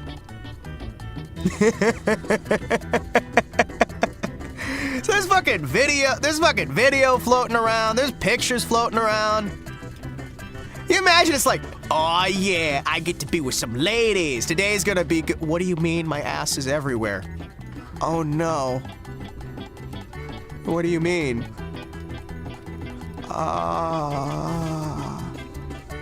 Okay. Anyone know if any of them are content creators? Even if I did know if they were content creators or not, I wouldn't tell you. I'm polite. So yeah, day 0 was fucking awful because the entirety of the vendors area had no air conditioning at all. A lot of the vendors were getting treated as second-class citizens in exchange for the industry hall. The industry hall wasn't really supposed to be selling merch. They were supposed to just be doing industry stuff. Apparently, the industry mixer was a mixed bag. I had some buddies who were inside the actual industry hall. There was a lot of people like getting to meet each other. There were some talents who were dressed up as their own selves. There were some other things going on there. But the thing that surprises me is it was a mixer. And if you wanted drinks, you didn't get to choose what drink you got. They would give you a drink at random, and you would have to pay for the drink they gave you. Which is weird. That's fucking weird. I think the first drink was free, and then the rest of them you paid for, but you didn't get to select what drink you got. Okay, if I open the hotel room door and the bed's a Thomas the Tank Engine frame, at least I'm gonna be just excited, right? It's gonna be like, oh, that's so stupid, I love it! Phase Connect truck got stolen from, right? So we had no AC, a lot of the vendor hall were stuck in the heat, unloading and loading shit. We had to deal with the union, who were causing a lot of issues. We actually had some merch get stolen at our table. We had coins that we were selling for a fair bit of money because there was a lot of polishing that had to be done, there was a lot of work that had to be done, and a few people just stole the fucking coins because they saw the price tag. And it's like, okay, the coins aren't actually worth very much. We're literally just charging that much so we can pay the guy who made them for his time.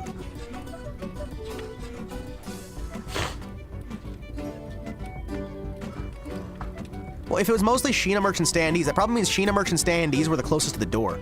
Can you say which vendor you were with? I mean, I was with the Trade Guild. Yeah.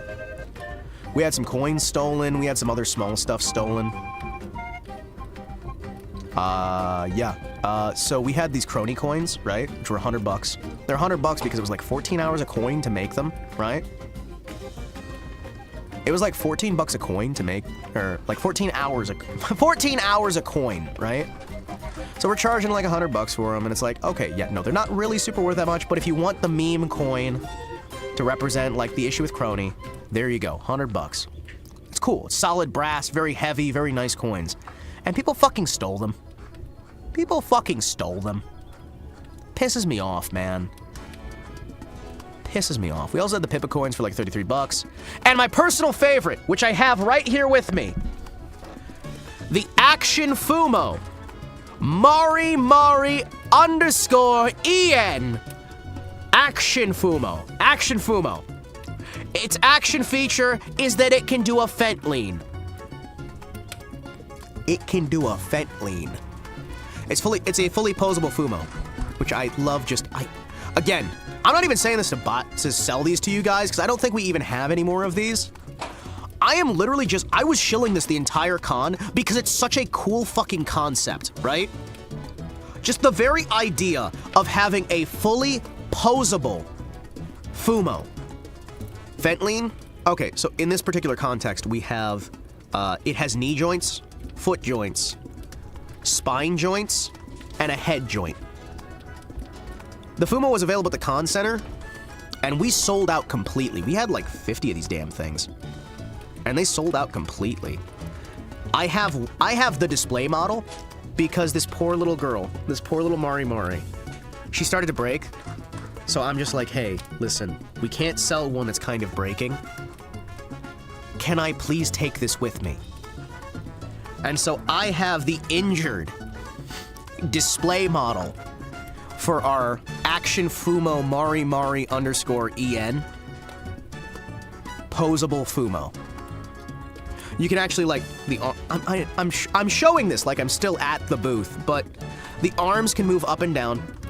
There's posability in the hands, there's posability in the arms, in the spine. We've got a little bit of an extra posability on the head, so you can actually you can get some really wild fucking angles on this, and it'll just stick in the pose. Lower accurate fent lean, since it always ends in scuffs and scrapes. But she looks so drugged out of her mind, and it is adorable. It is so fucking cute. A lot of the stuff with the Capitalist Trade Guild is made by the artists. The artists sell it to us, then we sell it to you guys. the artists tell us, like, you know, hey, we want to, like, sell it for about this price, right? That's my understanding with things. If it's wrong, somebody can correct me on that, but as far as I'm aware, that's how it goes, right? So we had, like, a jelly monkey that was, like, a little tiny, like, porcelain monkey figure, and we're selling that for, like, 25 bucks. And I'm like, that should probably be, like, 80 bucks, because it is really fucking nice, right? But they told us to sell it for 25, we sell it for 25, it sells pretty well, people like it, and nobody believes us when we tell them it's 25. We also kept hearing that we had some of the best variety out of the stalls, because again, we're a trade guild. It's not like a store, it's not a traditional store, right? It's not a traditional store, it's not a union, it's a guild, right? It's a bunch of individual artists who get their stuff together, pool their stuff together, the artists get paid, people get paid, we go out to the con center or we go online and we sell it for you, right? It's fucking cool. It's cool as shit, man. Genuinely brings fucking community together. I love that shit. So day 0 is all set up and whatnot. Was cut-ups of Armored Up Hima available to buy? I mean, we're still doing stress testing. Before I allow anybody to buy those, I want to make sure they're proper, right? So I've got the wooden cutouts of the Armored Hima. They're wooden cutouts. They're cheaper than acrylic. They're really sturdy. We're doing some stress testing on them right now. I have one in my back pocket. So far, after 6 months of stress testing, the figures hold up. The little, like, the wooden standees, they hold up. So we're gonna try and figure out a way to start selling those. I'm gonna start working with some folks to try and get some merch out there. It's gonna be cool. The plushies are still in design phase and will be finished eventually. But yeah, no, day 0 was entirely like set up, we get the stuff ready. There's some problems with some of the security, we had some problems with some other shit going on as well. It was mostly just fine, right? I don't remember day 1. Chat, is it bad that I don't remember day 1? So, I woke up early. Almost every one of these days, I was getting I got in total probably 8 hours sleep spread between 6 days, right? I was sleeping like a little bit of a nap here, a little bit of a nap there, a little bit of a nap there. The day drinking started early. I was not drinking, I wasn't sleeping. Because anytime something moves, anytime something shifts, I'm waking up, I'm panicking, I totally, like, disassociated with what was going on. Nothing felt real, I was just kind of there, right? I was at the con, I can't say that I was there. You know what I mean, right? Or rather, I was there, but I wasn't present, if that makes sense. So I started out, I put on a fucking cosplay of Dr. Robotnik, right? And I just was selling from open to close. I missed everything. Do you normally sleep in a pitch black room? Yes. I sleep in a pitch black room, but I make certain that the hallway has lights in it, so if you crack open the door even slightly, a light will shine in, I'll wake up immediately. I do blackouts on the curtains, I do blackouts on everything, so if there's any light, I can know it immediately. I have a floor that is set up so it makes a lot of noise if you move on it. And I wake up at the slightest fucking sound. Yeah.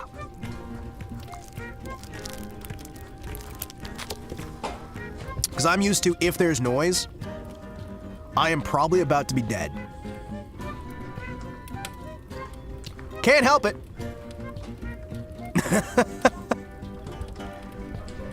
Yo, Vtubers should do events here.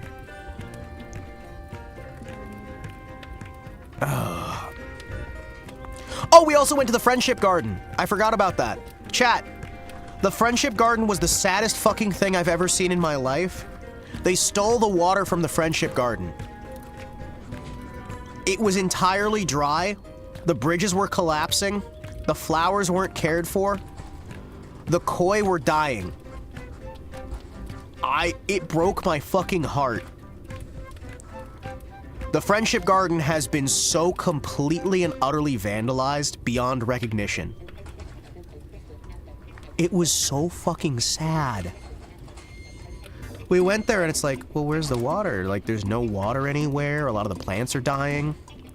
We found the koi pond was still there, and the koi pond was covered in algae.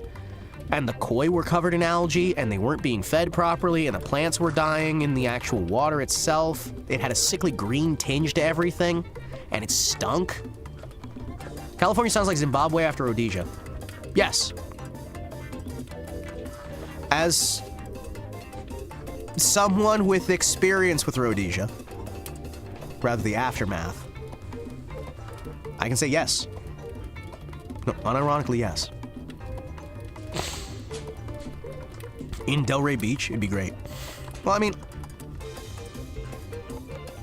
the Cali droughts got the friendship. Well, it was like somebody stole the fucking water.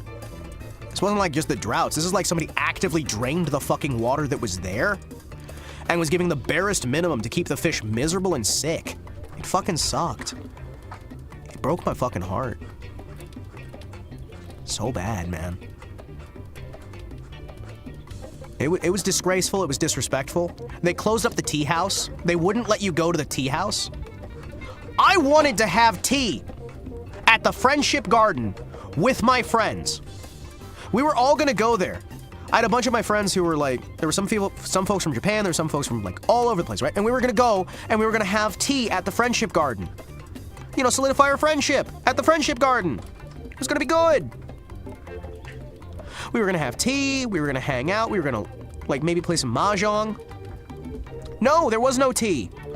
You weren't allowed in the tea house. The tea house was locked down. And they shut down half the handicap ramps. It's so fucking sad.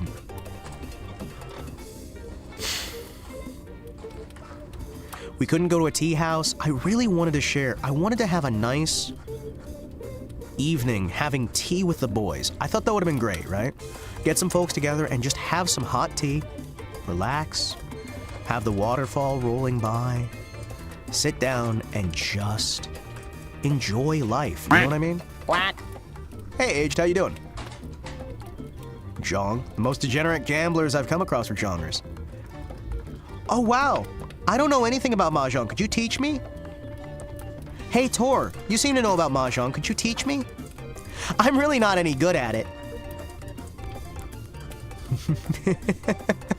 I'm also really bad at poker, too. Maybe you could help me get better. Thank God I wasn't there. I'd be pissed off to hell if I saw the fish. Oh, I was pissed off. Genuinely. It was fucking horrible. Those poor fucking fish. It was sad. Like, again, I am a lot of things, but I'm also passionate about, like, animal welfare and whatnot, because it is... You should never treat animals like that. California, if I can say one thing about the time that I've spent there, I've been there 2 years now. And the one constant, no matter where I've been in California, and I have now seen California from north to south, from east to west because of getting lost on trains. I have seen California. California is a state of caring so much about how you look that you destroy how you are. Whether we are talking the conservative areas, the liberal areas, the high crime, the low crime, everything is about appearance, no matter what area you're in. It is the representation of vanity. It is all appearance, nothing else. In the most poverty-stricken places, the appearance is graffiti. It is the appearance of these beautiful artworks, the appearance of these degeneracies, the appearance of these things. Dead Mac, you say that, but most of the places I was were like 50 to 70. It was cold. It was weird, man. There was very few times it was super hot. At least the areas I was going to.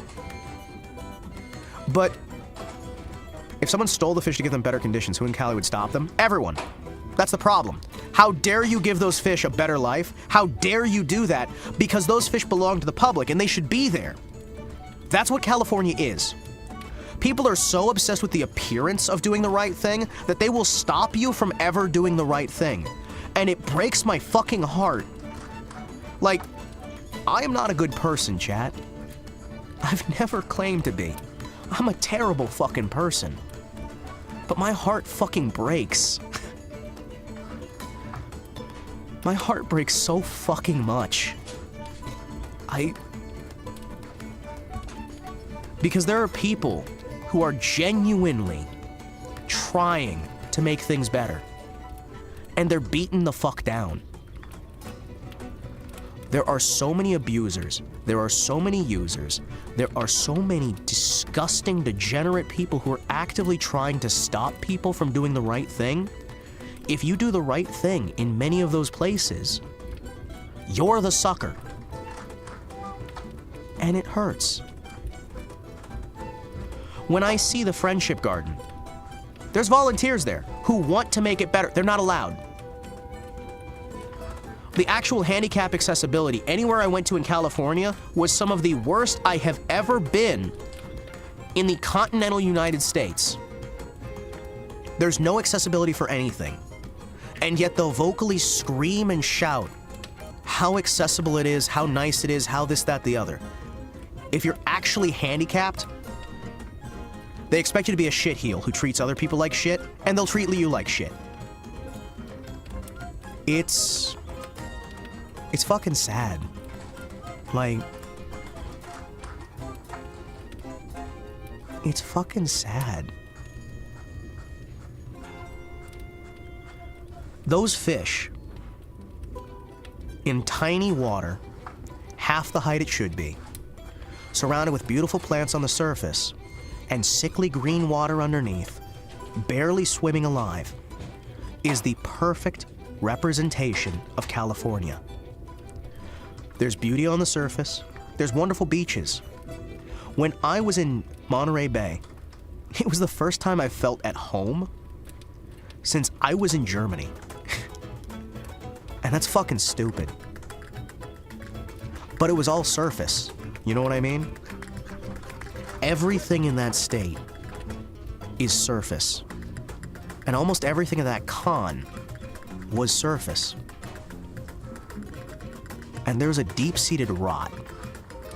And it's sad, because there are genuinely people who mean well, who want to do the right thing, who are trying their best, who are being abused, who are being used, and when they try to say anything, they're being thrown the fuck away.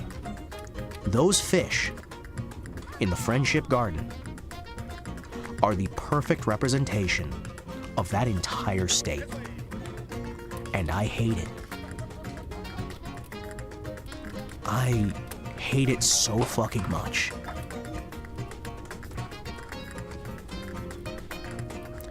The con itself was good, for the most part. It was very clinical in a lot of areas. It was very locked off. There was a lot of things that were hidden from each other. There were people doing room parties. There were things that you just weren't allowed to do. The actual arcade system there that was supposed to be open all night each night got locked down. They shut down literally everything as soon as their stupid fucking union-branded vendor stall wasn't allowed to sell. You weren't allowed to bring in any outside food, but they wouldn't sell you food. The security there was perfectly fine with molesting multiple individuals who were weak, infirm, molested multiple women. That's fine. Not offkai staff, by the way, not offkai security. The security that the convention center and the hotels hired molested multiple individuals. They dumped out bags. They acted big and tough. But the second you stood up to them even once, they backed down like the fucking cowards they are.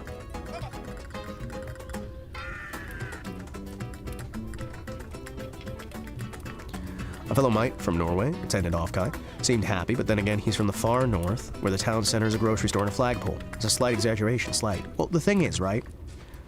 If you're seeing the surface, depending on where you're going at offkai, this year it was a very comforting, very welcoming experience. Depending on where you're going, you could have had a lot of fun. There were some areas that were great. Well, there weren't allowed to be food stalls. They tried to throw FaZe Connect out of the con because FaZe wanted to sell coffee. They called a fucking health inspector. They ratted on FaZe and tried to forced a health inspection on Phase Connect, who passed with flying colors, but they were trying to collapse.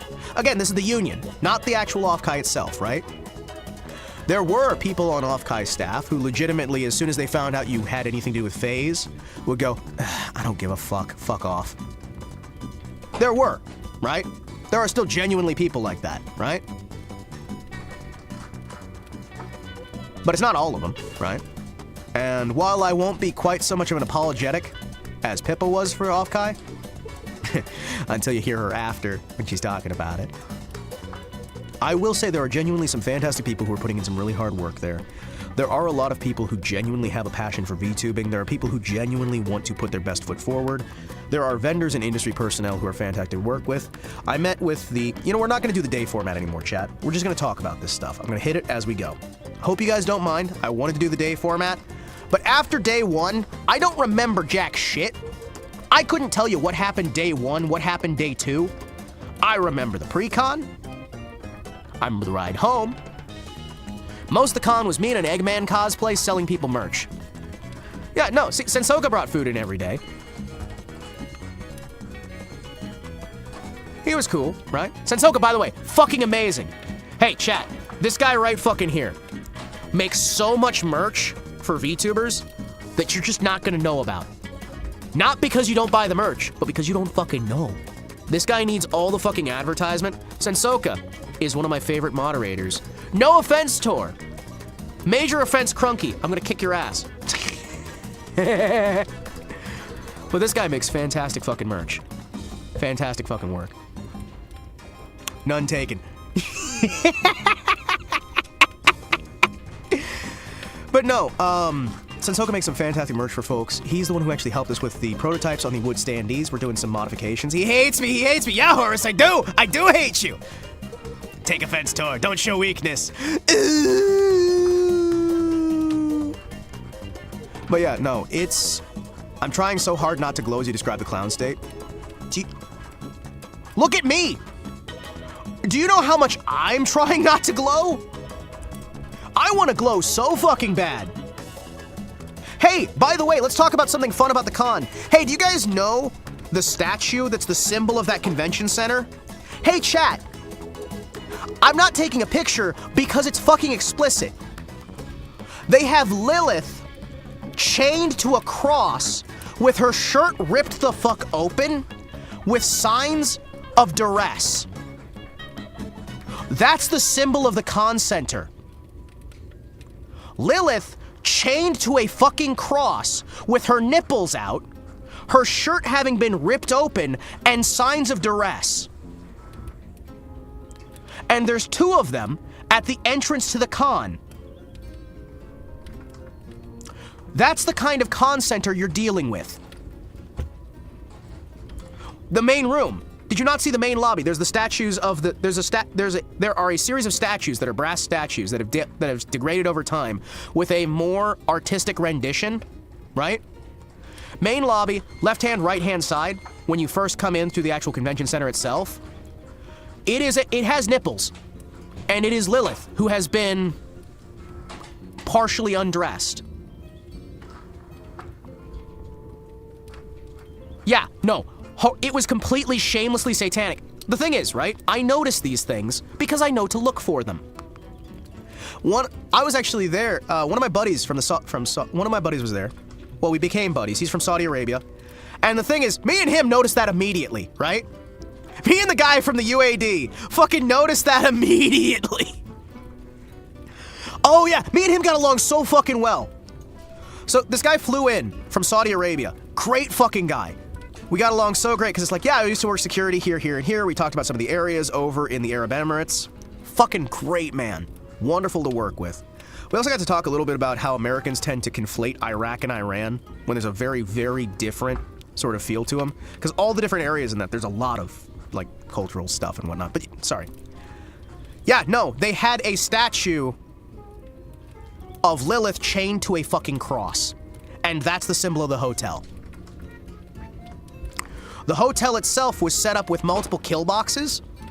So the way a convention center is supposed to be set up is to minimize sight lines, to minimize casualties during an active shooter scenario. This hotel has been actively, maliciously set up to maximize sight lines. I say this because of who designed it should have known better, right? There are multiple areas where a shooter can get a vantage point on any advancing SWAT teams, right? This would be the most miserable fucking experience to clear. You have massive sight lines, you have sniper positions everywhere, right? There are multiple areas where someone can shoot you, but you can't shoot back. There are multiple entrances that did not have cameras. There are entrances that most of their cameras were fake. Most of the convention center did not have real cameras. The cameras they did have were oddly placed. The actual sight lines on there are designed to be a shooter's paradise. There are multiple positions where you can shoot out of, but nobody can shoot in. There are multiple positions where you can get behind a camera, you can sneak in through the roof, you can sneak in through multiple doors. There's multiple stairwells where if you just climb up the side of the stairwell, you can break into the building. Most of the locks had been replaced recently, so the locks would occasionally just not keep something locked. The locks would fail on their own and just boot open. Good guy Callie giving the underdog a fighting chance. Dude, if I was on a SWAT team, I would never want to clear that fucking convention center. I'm not gonna lie, this would be a hard as balls ready or not level. If you had a couple of shooters here, they could kill an entire SWAT team. It was fucking awful. And I didn't talk about any of this during the con itself because I don't want somebody to hear that shit and cause some fucking issues. But that con is a danger zone. You should not use that con for anything. That's not an offkai issue. That's a center issue. All that security, if I have a clean line of sight from east end of the con center to west end of the con center. Clear line of fire. Yes, Ready or Not has fan levels. And I tell you, that level would be fucking great just because, holy shit, it's so fucking hard to get any positions as an attacker, but it's so easy if you're already there.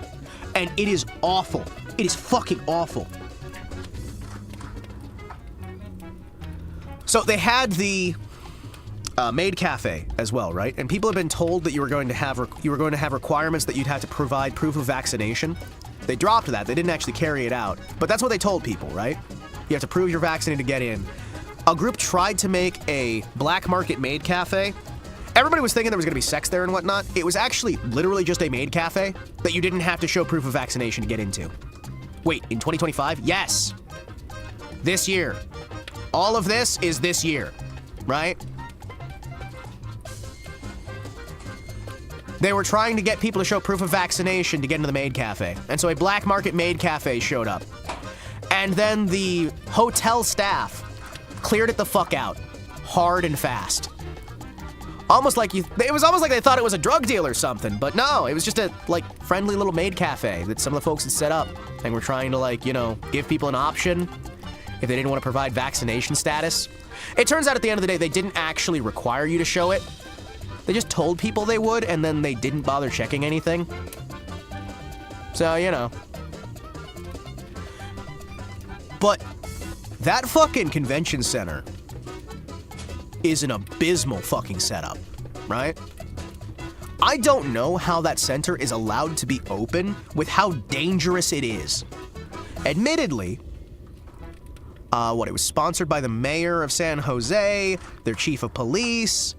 There was a bunch of major corporate investors from BlackRock and other places in there. Satanic Temple, all that fun stuff. And hey, fun fact, the actual listing of who sponsored the building to be built was black on black, as in a black wall of text on black backing. Yes, I've seen worse as well, Sensoka, but it was still that moment of just the way they were treating it. You know what I mean? California. How many times in your story you're gonna ask the question, I'll have to answer it thus? You realize I have to ask the question, because if I don't ask it as a question, people will realize I already know. Now, of course, there's been way worse, right? Of course. There's still... I have concerns. Then again, I'm also a little internet silly dude. So, you know, don't take anything I say too seriously.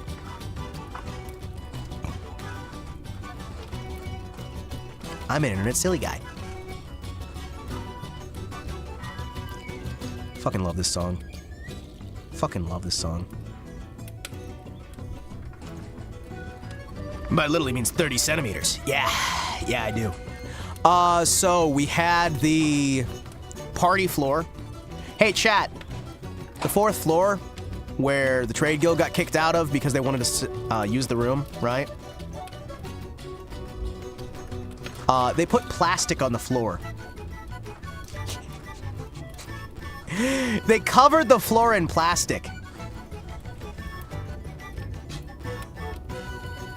It looked like a murder scene.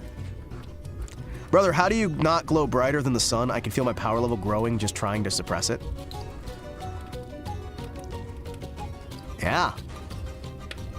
It's great. I love it.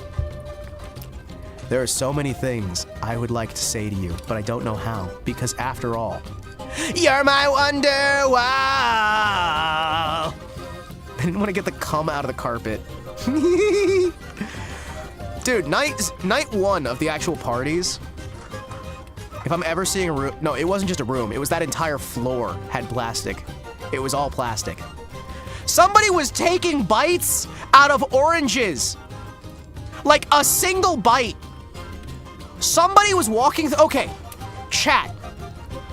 First party night, I remember this clear as day. Somebody walked through the party floor with oranges and took a big bite out of an orange, then just dropped it. Then went a bit further, took a big bite out of an orange and dropped it. Like 20 fucking oranges with just a single bite out of them. Who takes a bite out of an orange?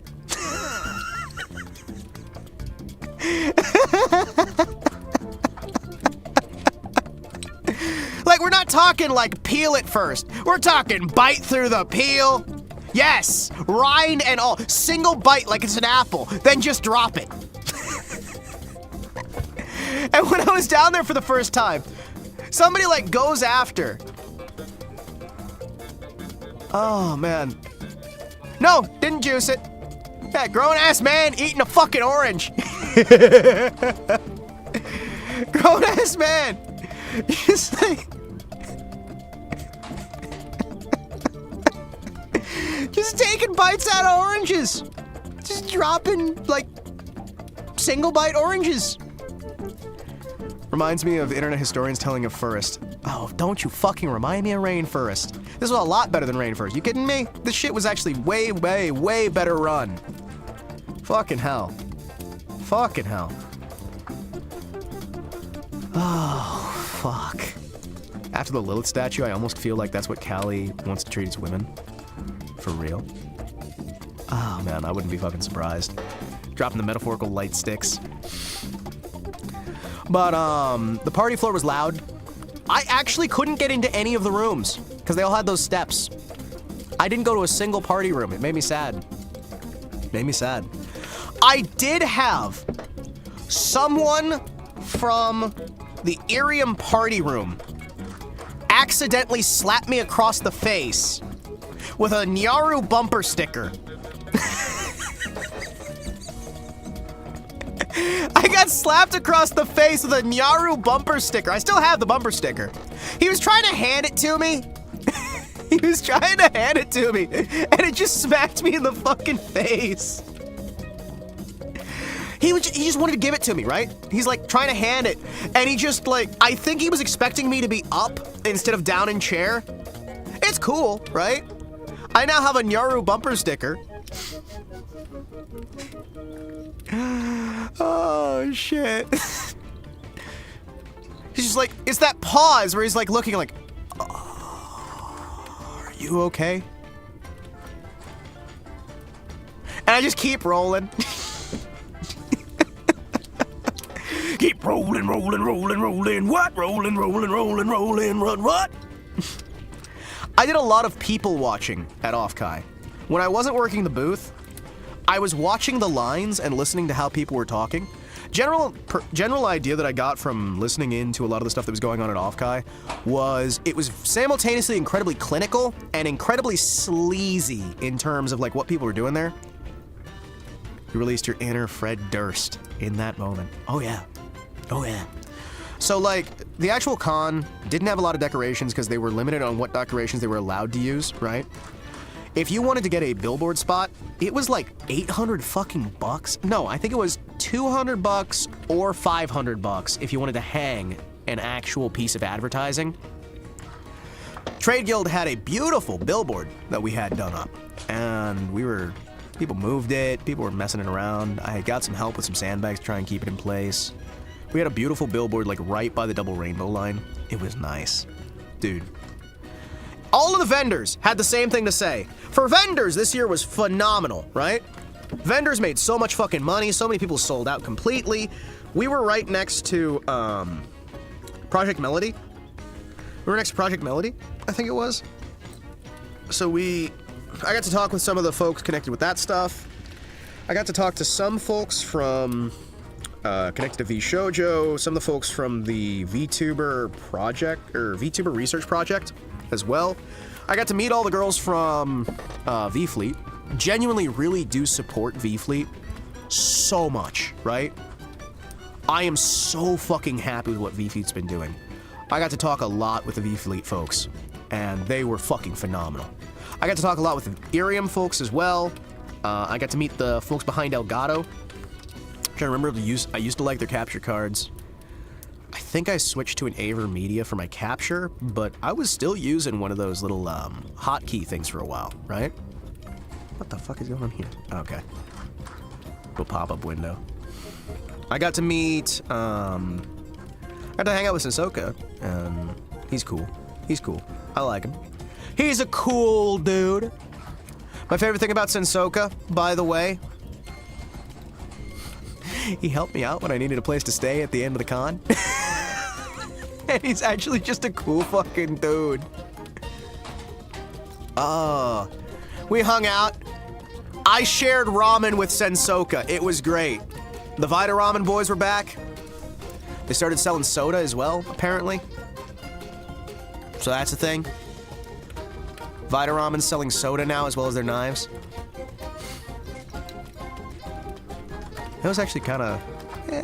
the ramen's not as good as it used to be. I'm gonna be honest with you. I'm kind of glad I didn't take that sponsorship deal. It's just not as good as it used to be. Let's see. We also had... So there's the drinking rooms. I got to hang out with Brolime, Rhymy, and a few other folks. Cypher, of course. Dead Mac. Dude, you guys know Dead Mac? Do you know fucking Dead Mac? Dead Mac's fucking awesome. Did you guys know that Dead Mac? Okay, shh, shh, shh. Don't say it too loudly, right? Dead Mac is black.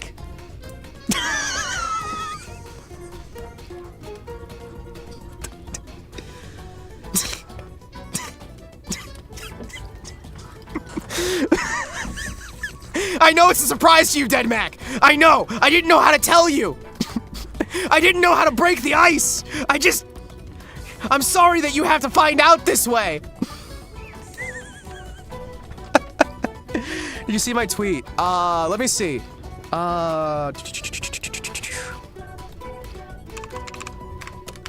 Which account? There it is. Final thoughts. Offkai Gen4. Final thoughts. I enjoying my time. Got to see the homies, which was most part of the reason for coming. Really cool cosplayers. I loved seeing so many people cosplaying as the Phase Girls. Seeing Glitch Stars having a booth put a smile on my face. Being a company I got to watch the birth of brightened my day. Getting to play Tekken with the boys, it's been a good little minute since the last time. Saw some new Vtubers to check out. The venue was nicer than the last. Even met some fellow Kapipis at the airport who taught me how to play Oshi Push. It was a pretty good time, besides spending way more than I intended to, and spent 12 hours in the airport because of my own stupidity. I enjoyed myself for the most part. Really hope to get outside my box more, so next time, I can actually interact with people. Till day, fluffles away, till day. Out of 10 of a trip. Yeah, I thought about it. Tagging all you guys is a little cringe. So if you see it, you see it. It was great seeing the rest of the homies too, but I'm more or less out of time. But you know who you are. Thanks for hanging out with me.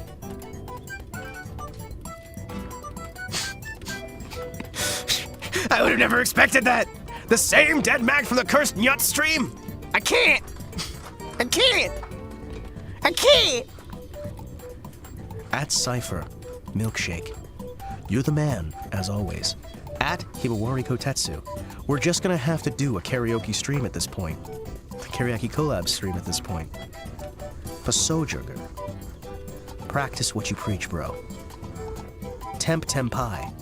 You're the strongest skinwalker I've ever seen. Glad to see the mental health recovery arc is going well.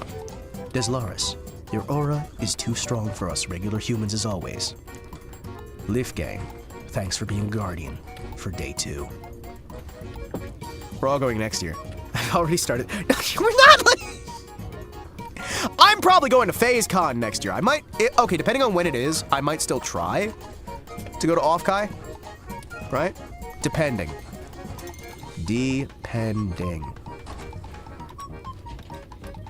White girl wasted! Shondo's getting white girl wasted! Responsibly. Twitch admins don't look. White girl wasted! That's a count I might actually go to attend. I forgot that the karaoke's closed live. I did too! Cause I was like, Dead Mac, we're gonna karaoke. It's gonna be fucking great. It was gonna be so much fun. We were gonna hang out, and then I find out that there was another karaoke going on, right? And apparently the other karaoke was like fucking $700? Like 700 fucking bucks, dude. Who the fuck plays $700 for karaoke? What the fuck? She's a Brit. They go beyond white girl wasted. They go Brit girl wasted? Yeah, no, like the fucking, like karaoke was like 700 fucking bucks for like one of them. And I'm like, fuck off, no. No, I don't care how cool the little carousel is. Fuck off.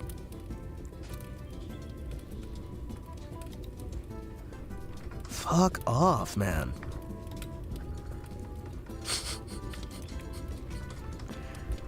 Oh, shit. I see Ouchihitme got one of the gel monkeys and then gave it a knife. Oh, hell yeah.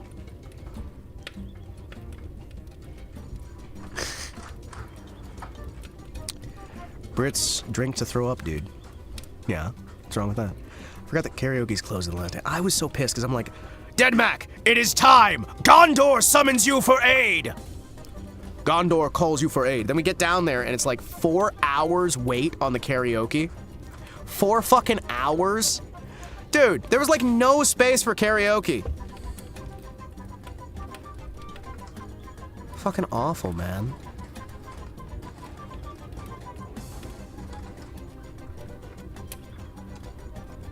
I'd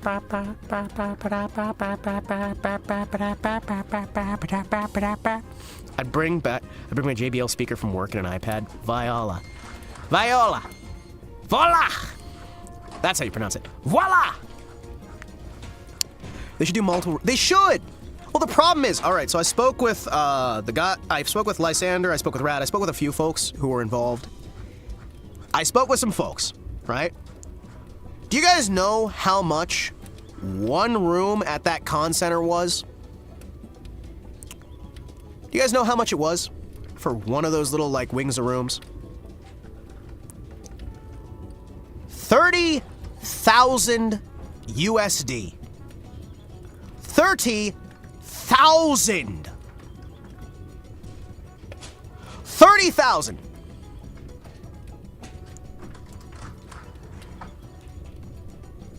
Exactly. Why?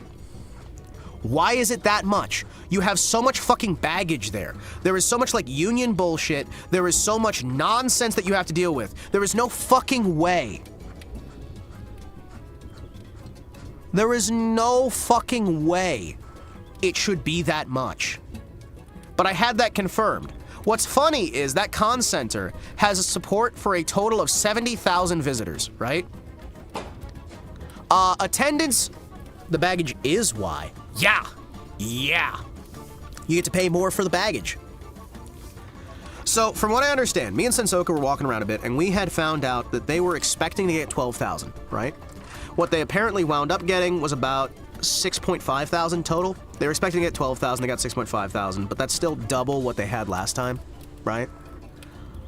And attendance was pretty good the first day, but immediately slowed down the second day and kept slowing down the third day. It was supposed to be like spiking, like getting higher and higher with each day. Usually Sunday is like the busiest day, from what I was able to understand from folks. This year was just not the case.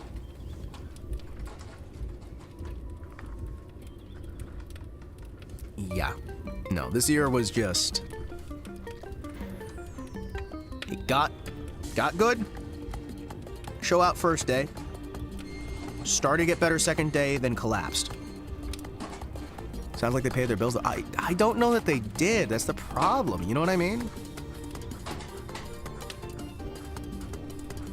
That's the problem. Because I'm not entirely sure.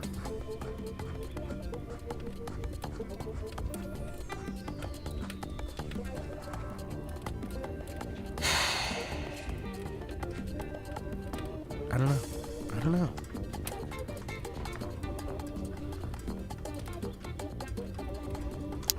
It was very expensive. The con was very expensive. The food around there. Oh, hey! If you guys are ever in San Jose, God help you, first of all. Please do not go to San Jose. But if you're ever in San Jose, there is one place that saved the fucking con. Campus Burgers had a box of like 40 fucking burgers for $40 fucking dollars. 40 burgers for like 40 bucks. You could get the 4x4 stacker for like $8, which was 4 burgers stacked on top of each other, so you could just eat a massive burger. They had grilled cheese that tasted like, it just tasted like memories. I'm just gonna be honest to you.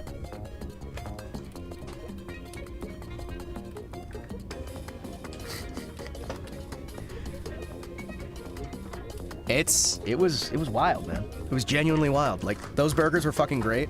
Most of the food was way too expensive. The Korean barbecue was insanely expensive.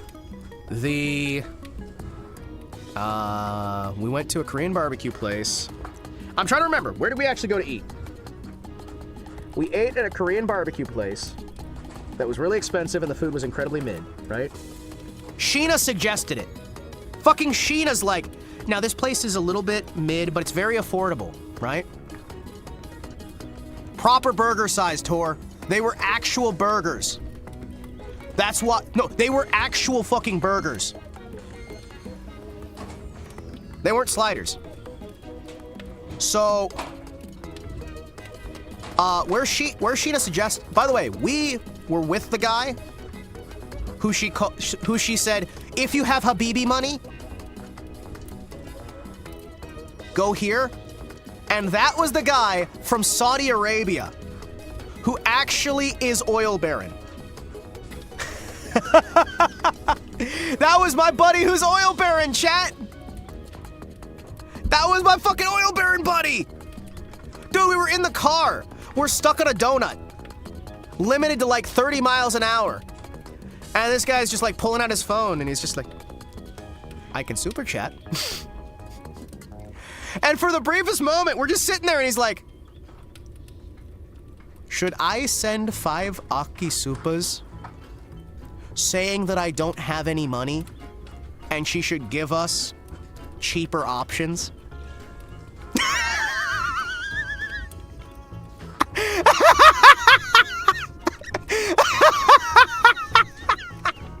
It was fucking insane. He was gonna send her fucking red super chats to say that he has no money.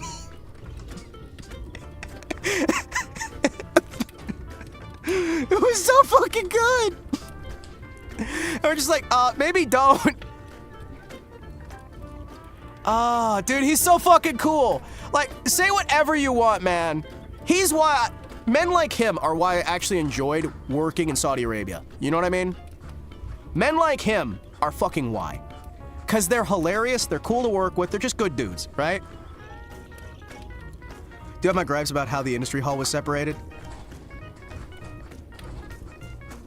I don't see Alice there.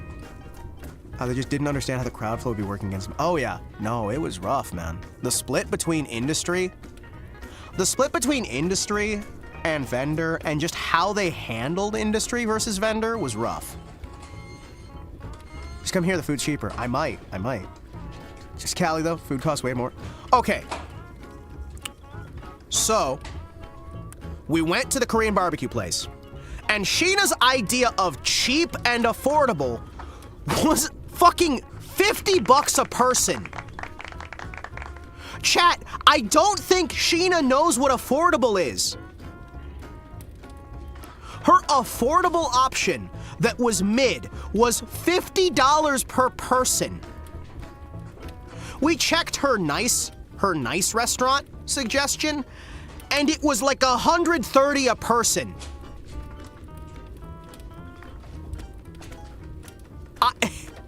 Her like nice place was like $130 a head. Her cheap place was $50 a head.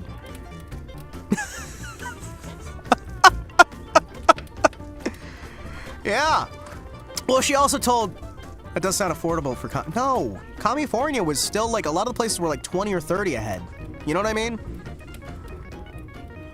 Okay, so like, I'm gonna be honest here, right?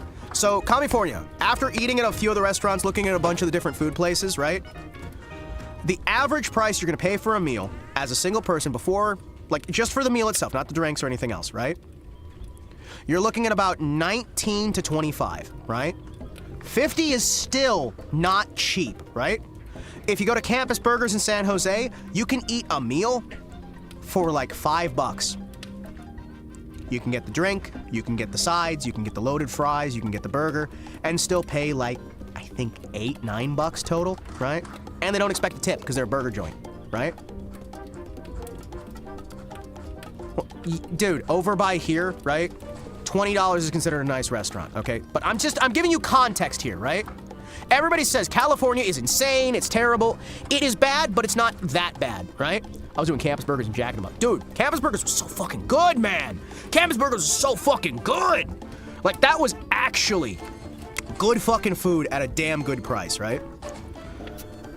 So we also had, oh geez, so we're walking around at Monterey Bay Aquarium, like day -1 or -2, right? We're walking around Campus Burgers. Not Campus Burgers, Monterey Bay. And we found a restaurant on the dock that was like, okay, so if you went into the restaurant, right?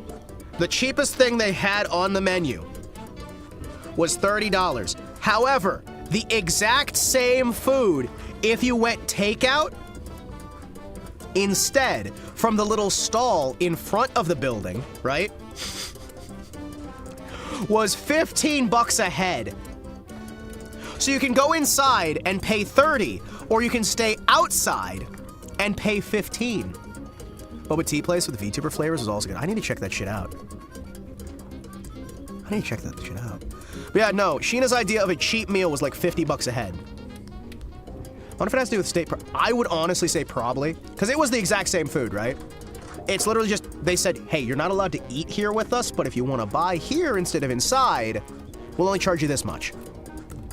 I got a Gatorade, I got some really good calamari. I got calamari, steak fries. It was actually really, really nice. They had a lot of calamari, and it was some of the best calamari I've ever had in California. Although the best fun fact, the best calamari I have ever had in my entire life was at a Mexican restaurant in Indiana. Now that is so fucking weird to me, because you don't think seafood when you think Indiana, right? But the calamari at that Mexican restaurant It was the whole fucking animal. It was the whole animal. And it was so juicy, so fucking tender, so delicious. It was just so damn good. Indiana's heartland, yes. Indiana's heartland. There's like no water, but it's like, it's better than I've ever had in like New York, better than I've had in, yeah, no, Indiana is not the seafood capital of the world. But it was so fucking good. What's funny though, is that there was a place that had otoro. So there's toro and otoro. Otoro is extra fatty tuna. It is the fattiest cut of the tuna. I was able to get a full plate of bluefin otoro for 20 bucks. I'm not talking a small thing, I'm talking a massive fucking plate of bluefin otoro for 20 bucks. Now that shit was fucking incredible, right? If you know where to find restaurants out there, it's like, holy shit. Oh yeah, American portions. It was fucking good, man. Getting Asian seafood dish from a Mexican restaurant in a landlocked flyover county sounds like a setup to a joke. Yeah, but it's still the best. Okay, that Asian seafood dish from that Mexican restaurant in the landlocked flyover country, that was the best seafood, the best fucking calamari I have had in my entire life. And remember, I was in Japan for a while. It was better than the stuff in Japan. And I don't fucking know how. It was so fucking good. The problem is it was like $100. But there was enough food that it fed 4 of us. That fucking place in Indiana was so fucking good. Oh, it was so wild, man. Isn't it like too northeast to be considered heartland? Well, J-Volts, I will remind you, Indiana was getting ready to join the Confederacy during the Civil War, all right? I want to remind you of that. They were having votes. The only reason Indiana did not join the Confederacy is because the war ended. That's literally it. So you can look at me and you can say it's not. Indiana is the northmost southern state. I'm just gonna come out and say that, right? Indiana is the northmost southern state. Which is just so fucking wild to me. Like Wyoming. Dude, it's fucking weird. Indiana, the seafood capital. But yeah, no, so like Campus Burgers is like the only like super reasonable, affordable place we found. And that one little place on the pier, which was affordable, but only if you got the food and left. Also, nothing accepts cash. And they say the reason they can't accept cash is because people will rob them if they see them getting cash. They are so afraid of being robbed that they will not accept cash, like, anywhere. We also had this, Dixie and the Heartland are two very... Okay, you're right. ESL, please forgive. ESL, please forgive. I always think they're the same thing because my heart belongs to Dixie. Mostly because my family actively did help finance the Southern cause with a fuck ton of our money. Like, an insane amount of our family money. Have I told you guys about that shit? Like, my family tried to almost bankrupt itself trying to bankroll the fucking Confederacy. Dude, okay, so my family, right? Let me just like give some basic information here, right? My family were nobility back in the day. They were connected to the knightly orders, right? Ooh, Stromboli! Dude, if you told me there was fucking Stromboli, I would have dropped everything to go. They were part of a knightly order. They were helping out several of the little governments back in the day-o. And so they made a lot of money doing mercenary work, knightly work, things like that, military work and what have you. And the money was collected over time. My family was part of the initial settling of the wonderful African colonies. Good old Africa. My family helped colonize German Africa. Yeah. We helped with colonization of the first South American German colony. When that failed, they were allowed to, the family who had been there were allowed to navigate north as a temporary stay, where they were able to move up north, and that part of the family got in touch with our other family, who were able to start giving them finances to help with the local economy there, and they became enamored with the local region. They were enamored with the local region, and they realized that if the Confederacy was able to break away from the Union, and they were able to get in good graces, there would be cotton trade that they could benefit from that could be used as leverage against England. So effectively, the idea was that if they helped the Confederacy win, the Confederacy could provide them deals on cotton, deals on farmland, and deals on other resources that they could use to win political influence back in Germany and also influence over England, which could potentially dethrone England's influence in the area. That was their big fucking grand strategy that they dumped everything into. And I don't know if you've read your history books, the Confederacy didn't win, so they didn't get paid back.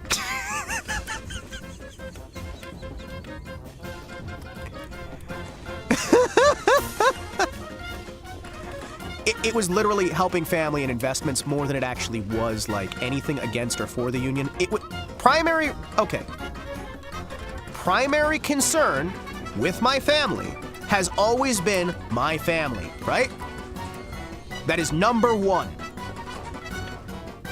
Family. They made a calculated gamble, but by God, they were bad at math. Yeah. So they still really hadn't adapted to the local culture, right?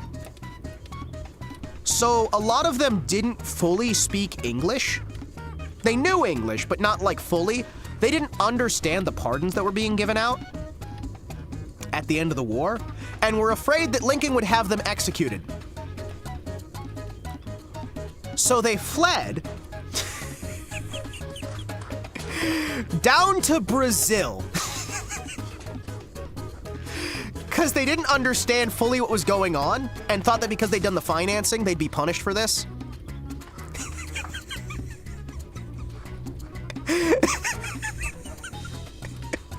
So they packed up and fled to fucking Brazil.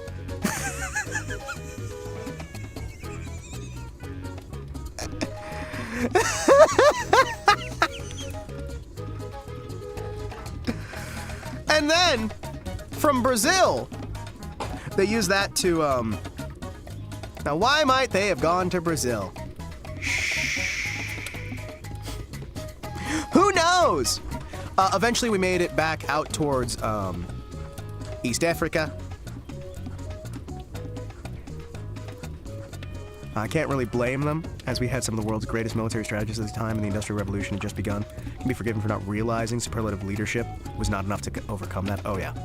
So they eventually make it to East Africa and South Africa.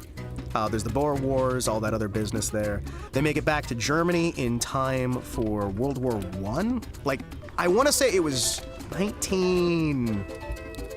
1910? A lot of them made it back. So they came in time to get drafted for the fucking Great War. My grandfather was actually a carrier for like letters and whatnot during the Great War. He was able to go through World War I, World War II, the Korean War, the war in Vietnam, the war in Afghanistan, not the new one, the Russo-Afghan, right? He was able to deal with the Russo-Afghan because he did logistics stuff, right? then things had happened during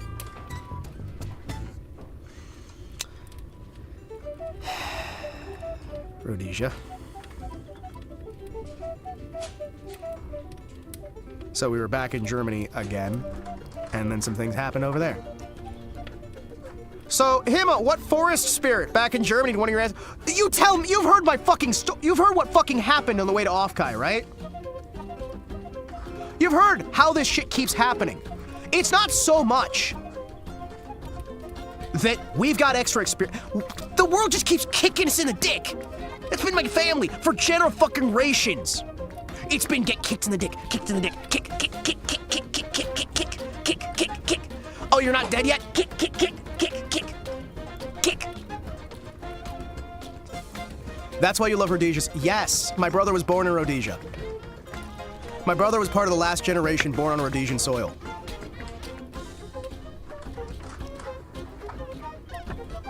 My brother was born in Rhodesia and he wanted to be buried in Rhodesia, but Rhodesia doesn't exist, so he didn't exactly get his wish. No, it's literally that I had family investment in that. And I still want to honor my brother. Yeah, it's great, right? Yeah, what forest spirits in ye olde Germany did your ancestors piss? I don't fucking know. It's just been a thing. For the train robbery on the way back? Okay, so we're not there yet. We're also kind of not in order, so you know what? I'll just fucking say. So, like, okay, after offkai's over, we have all this shit done. I've met a lot of people. We're like, you ever have missing time during the full moon, maybe? South America's a very funny place, sir. And the Irish are a very funny race, sir. Wait, everybody in South America's Irish, right? So, okay. Offkai was fun. I've talked so little about offkai and so much about stuff around offkai, because offkai itself was fairly... All right, let me just think about offkai here real quick. We had the campus burgers. We had some issues with some reservations, some room stuff, right? I worked a booth for most of it. I made back my money by working that booth. Trade Guild went great. We got a fuck ton of tips. We got a fuck ton of stuff sold out. The Mari Mari Action Fent, I don't know if we're ever gonna make more of them, but we sold out of those. I got to meet some new Vtubers who were just debuting. I got to meet some old Vtubers who I've known for a while. It was fucking great. Some of those phase girls came by the booth. I got shown on other people's live streams, which is weird. Felt weird. They just came over and were just like, oh, I love your cosplay. I got to meet like a lot of VTubers because it was just like, I didn't recognize all of them, but I was meeting people all the time. People said I was very nice. Sensoka said I was too nice. Still fucking like hold a grudge about that. How dare I be too nice? I apparently missed out on the pizza joint near the other Marriott. Fucking want to try. Damn it, now you're making me want to go back just so I can have that pizza. I'm not going back to California, Sensoka. I'm not going back. I mean, I'll go back eventually, but like not right now for pizza, though I kind of want to. Tubas who I'd never heard of, or from companies who recognized me, but I didn't recognize them. There's a lot of like, cosplayers who I talked to, a lot of Tubas, a lot of people from new corpos, old corpos, some big names, some small names. It was just kind of a nice thing. Okay, I'm gonna tell you right now, if I say I meet a character, right? If I'm saying the character's name, I'm talking on an actual, like, rolly gig, or on a wall. I try my best to mentally completely disassociate anybody who's off character from on character, because it makes things easier for me, right? And also, you're not the VTuber's different than the person, right? Two completely different entities. Trust me. I know, because I am. Elaborate on what you mean. No.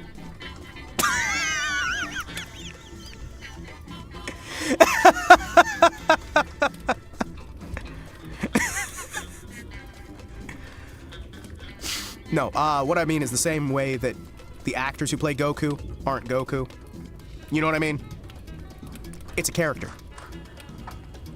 Even if you're playing exactly yourself when you're on a stream, it's a character. Whether you like it or not. They are two different people and you can't change that. Even if you have somebody who's doing like a real life streamer, a face cam streamer, you know what I mean? So I do a hard line delineation and I isolate the facts in my mind, which is why I still, even if I've met a VTuber, I don't know what the VTuber looks like outside of the VTuber, right? Because the VTuber's the VTuber. And the actress or actor is the actress or actor. That's why I also don't super like to call them their character names if I meet them. It's nicer to have some other name. Or I just try to think that there's no name at all. I don't like using names. Names are my enemy. I'll be friendly. I'll talk with you. I don't like using names. Full stop. Full stop. I have to hyper compartmentalize because I've seen a lot of fucked up shit and I don't like even remembering what any of that is. I compartmentalize to the point that my personality can sometimes change by hyper compartmentalization, and it fucking sucks. Yeah. I lock away all my memories. And then I only access them when I need to, and if I think too much about something, I break compartments. It's not healthy. At all. Oh shit, look. My teeth. Look at that. You can see my teeth down there. Look at that. Look at that. I got teeth on my neck. My neck opens into a second mouth. So yeah, no, we did the, I've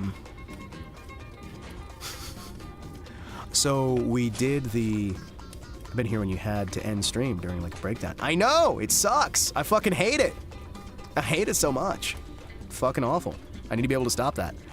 So we have there's some good meetups. At one point, there were like 4 ambulances called to the con center at about 7 in the morning.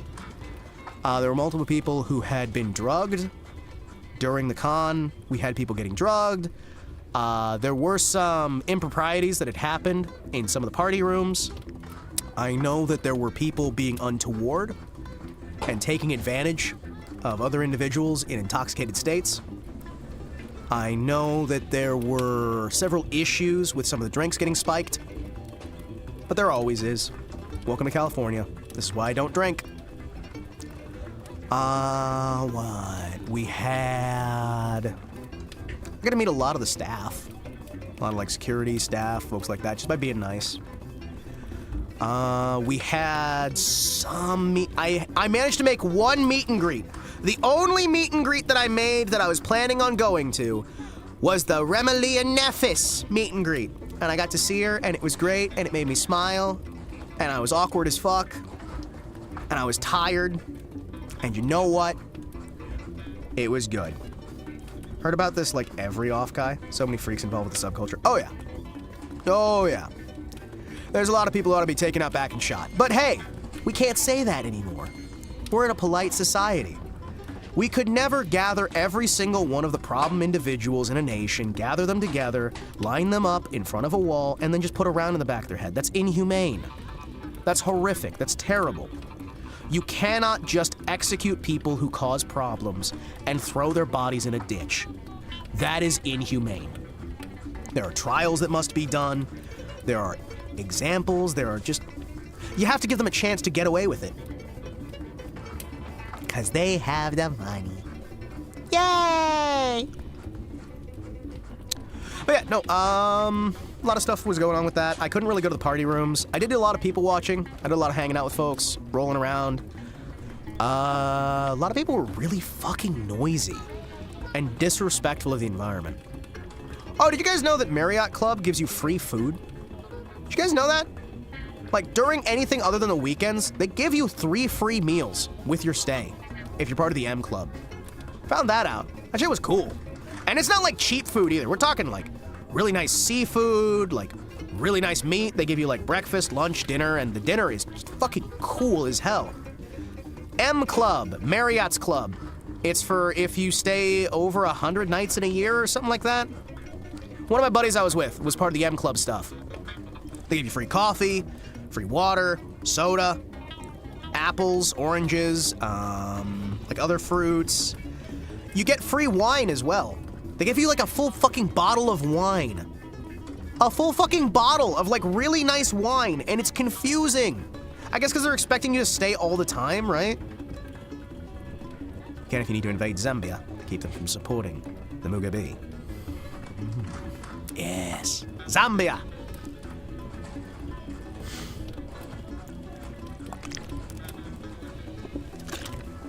So, fun fact though, they do not serve any food from Friday night to Sunday night. Because they know there's cons going on. Because the union says they can't. Because then people won't buy from the union store.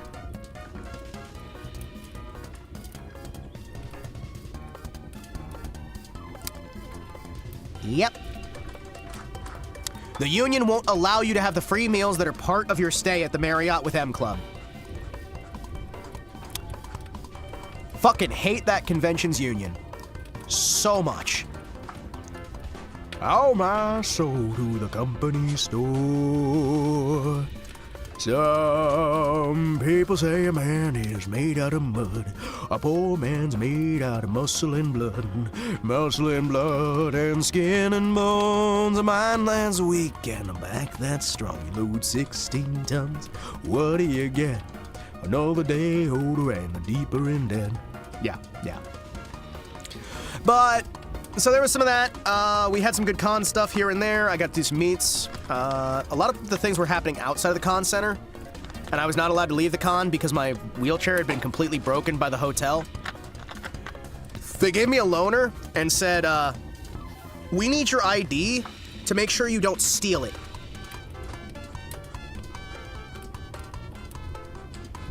Of course you can.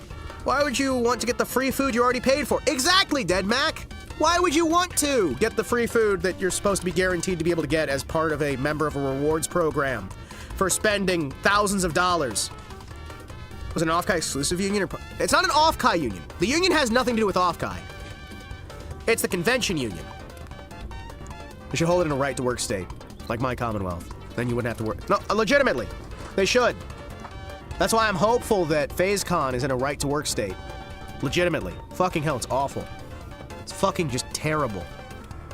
California's unions are some of the worst in the fucking country. I'm just gonna say that. And I say this as somebody who's been a member of several unions before. Probably shouldn't say that, but hi. You know what? Fuck it. We're talking about it. Nobody's gonna watch this whole thing. Fuck it. Actually, you guys would know that already, because I've talked about how I did voice acting.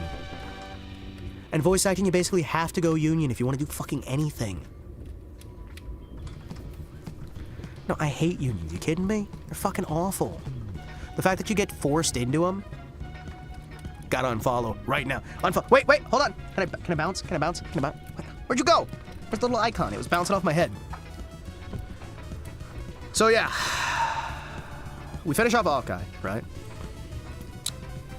And I've done a lot of stuff. I hang out with Sensoka because there's an issue. Solve the issue. Me and Sensoka hanging out in a hotel. Good buddies. He helps me up onto the stepping stool because I'm only 30 centimeters tall. I'm very short. He helps me up onto the step stool. We hang out. Had a bountiful harvest of ramen that I was given for free. Ramen that he got. Did some comparisons. The ramen that was free was, not as good as it used to be. I'm being polite there. Not as good as it used to be. Not as good as it used to be.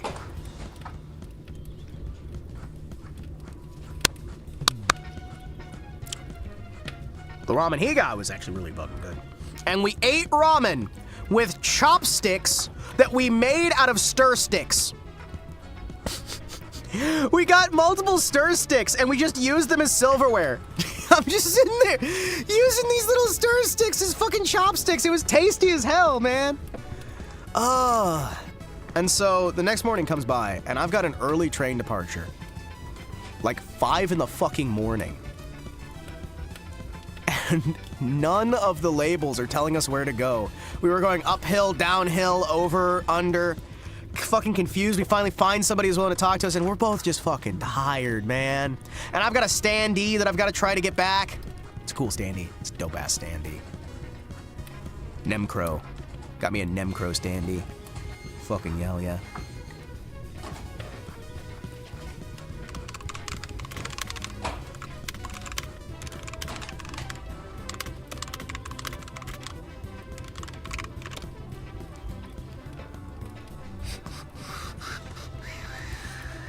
What was that?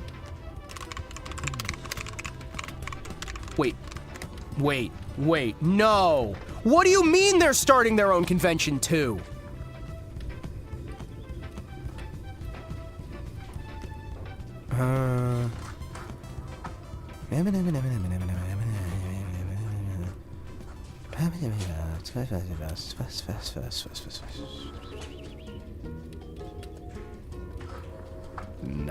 Nah, that's gonna be stupid.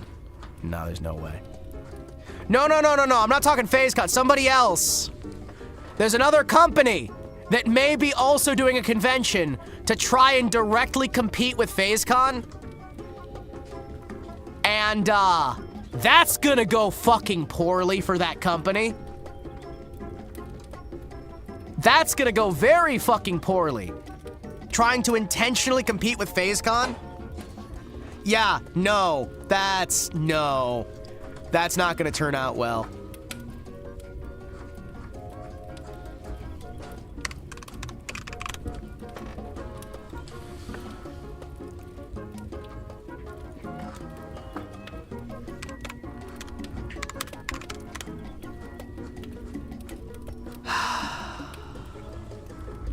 Hold on.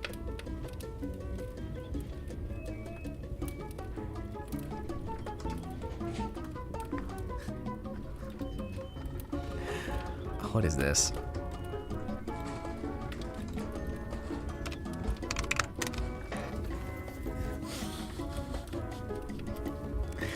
Oh, that's so awful. Why is... We can't remove fuck from the censor list? Crunky, what do you mean we can't? Is it a micro company? No, it's not. Don't want to say? I don't want to say because I don't know if it's confirmed yet. And I also don't want to leak shit. You know what I mean? I fucking hope they don't do that shit. Because it's a dumb fucking idea. No, Hollow already has their own convention. They've got HollowFest, which, from what I understand, most people just use HollowFest as an excuse to have sex. HollowFest is mostly sex, drugs, parties, degeneracy. It's a lot of sex. Like, people talk about offkai for that. No, HollowFest is basically a bunch of druggies taking drugs, getting drunk, and having sex. While there's a bunch of kids around all over the place. No, I would not recommend something. You know what? No, that's a hard accusation. I shouldn't make that firm. That is not an accusation I am making. That is an allegation from someone else that I do not support. There we go. Where do they host that event? Never mind. Most companies would be better to just try and get co-ops with FaZe. Most companies don't need their own con. The reason FaZe needs one is because they're being treated like shit. Niji has their own con already too, right? So I have to say these shows every day, right? You can assume whatever you want. You can assume whatever you want. That's fine. That's fine. I'm not gonna say anything until there's something actually announced for that, but I do just want to say in general, fucking hell. Why on earth? Why on earth would you try to compete with FaZeCon right now? Could you imagine, like, holding it in a warehouse? I don't think it's gonna be in the warehouse. I hope it's gonna be in the States, because I can't go to it if it's not in the States, right? Like, I can't leave US soil for reasons.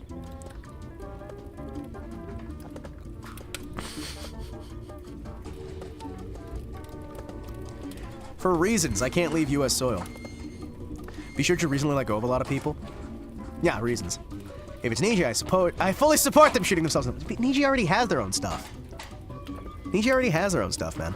Although, I would be laughing if it was Niji. I would be smiling and laughing and calling up a certain somebody I know and giving her shit. Because she needs it. She needs to be talked down a little bit sometimes, and I'm in that kind of a mood right now because I just got back from a con. Kinda still tempted to call her and give her shit. Actually really tempted. No. Bad. But it'd be funny.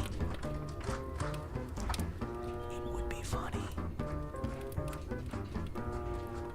It would be so fucking funny, chat. Should I poke the bear? I could poke the bear. That'd be funny. I will think about that more later. Always, yes. That is not a good way to go about life. Poke the bear. Why not? What could possibly go wrong? What could ever go wrong with that?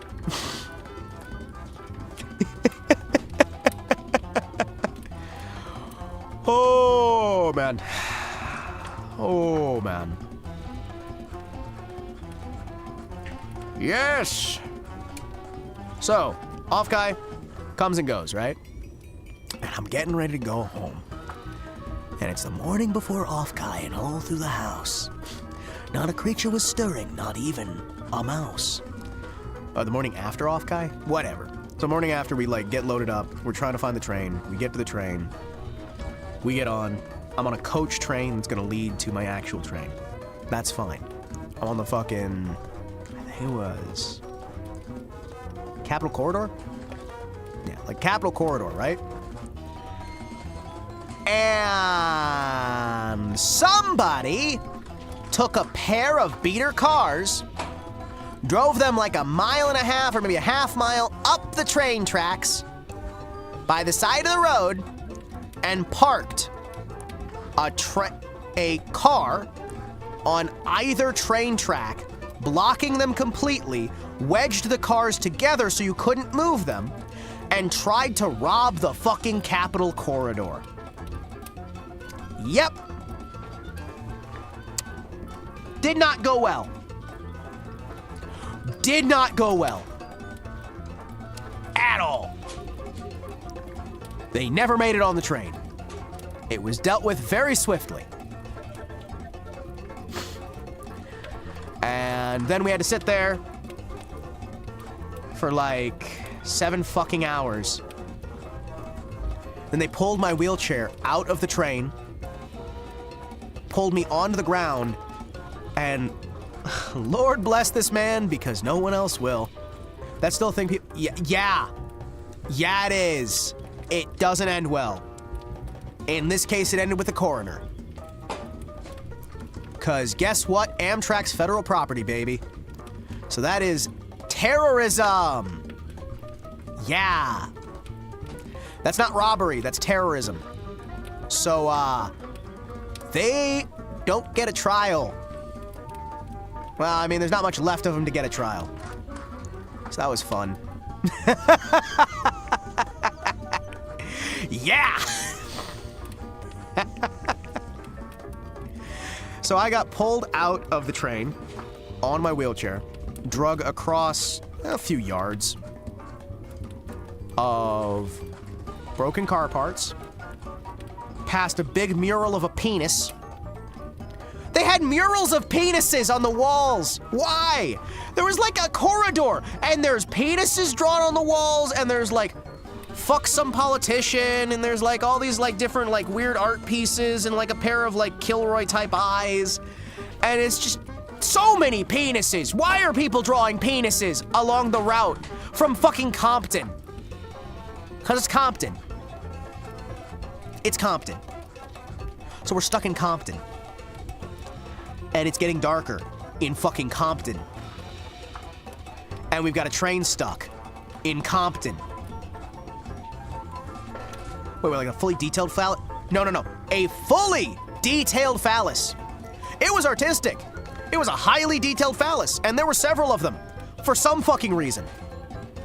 It was artistic. Don't know why. No. We're not talking the little like squiggly line phallus. We're talking medical phallus. Like it had the actual like fucking like medical diagram of a man's penis.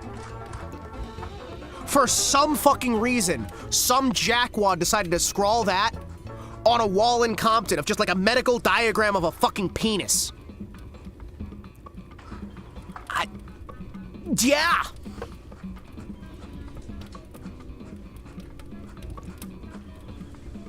Well, of course, Compton equals my dick. My dick.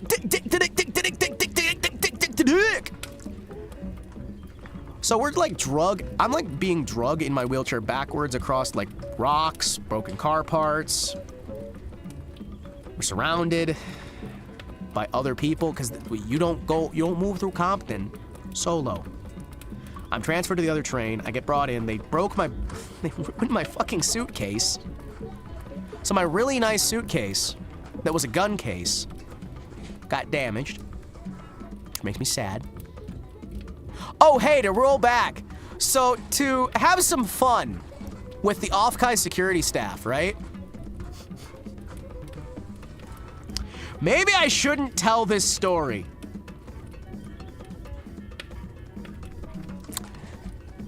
Should I? You know what it starts with? So to have some fun with security. This is why I shouldn't be allowed outside, chat. This is why they put me on the moon. I'm a fucking menace. Oh, so...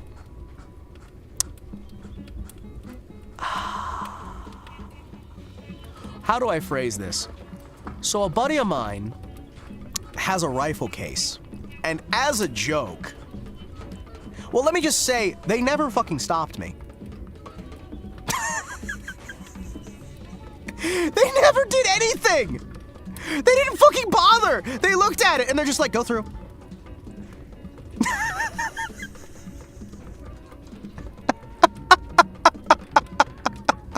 They did fucking nothing! It's like, what the fuck is wrong with you people? What the fuck? So anyway, yeah, no, I get on the train, right? We transfer. I had to go all the way to fucking Sacramento. I got all the way to fucking Sacramento before getting on the Zephyr, right? And I get on the Zephyr, I lay down, and the guy comes in, and he says, hey, I'm sorry, the HVAC's dead. It's like, what? What do you mean? Yeah, the HVAC's dead. We've got no cooling. And we're going through areas that are gonna be as much as 115 degrees. Sorry. It's gonna get hot. Really hot.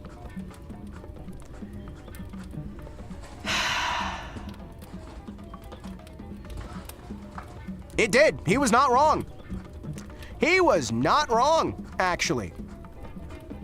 Well, okay, I know for a fact at least some of them recognize it as a gun case because one of the security guards who I locked eyes with is part of an actual security firm.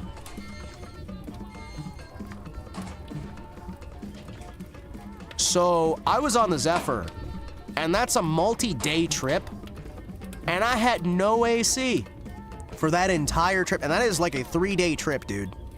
That is like a fucking 3 days without AC. Fucking sucked, man. I make it to Chicago and it's just like, kill me. Kill me. I was going to visit somebody when I was in Chicago, right? So I never made it to Seattle to visit one of my buddies, right? I never got out to, I was going to go visit one of my friends who owns a pizza shop in Chicago, right? And I was gonna bring some pizza home for my father, because he loves Chicago deep dish, and I was gonna bring him home an extra large, 8.5-inch thick Chicago deep dish with everything on it, right? This shit's fucking amazing. Nancy's Pizza, so fucking good. so fucking good. Probably shouldn't have said that, but you know what? Fuck you. It's good. There's like 6 of them, so it's fine.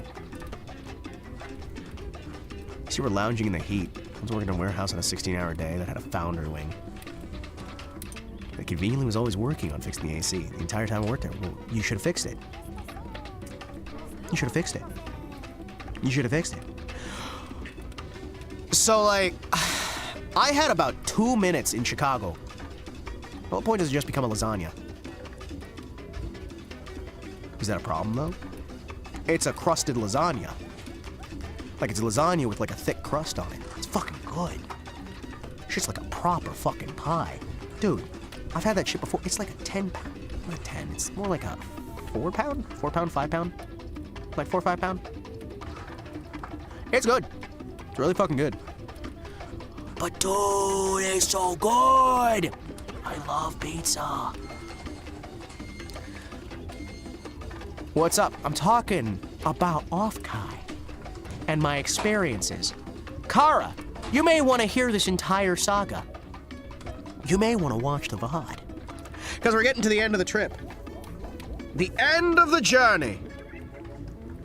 The end of history.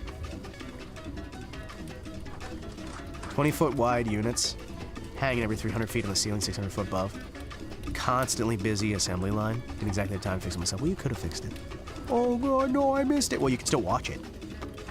And you can hear the adventures that I went through. The journey of swamp ass. Fucking journey of swamp. Hey, pickle, pickle, pickle. Get on my hat. Get on my hat, pickle. Pickle, get back here. Get on my hat. No, pickle, pickle, pickle, pickle, pickle, pickle. Get. Piece of shit, cripple ass bitch. Fucking. She's gone. She's gone.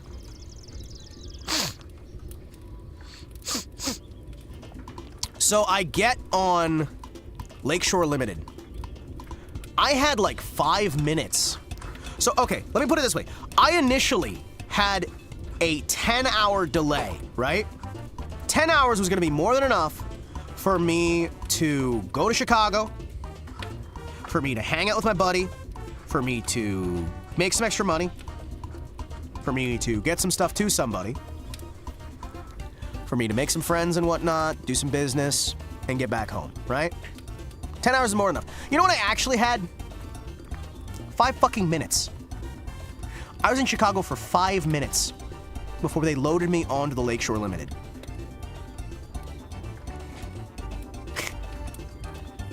So, yeah. I almost missed my train.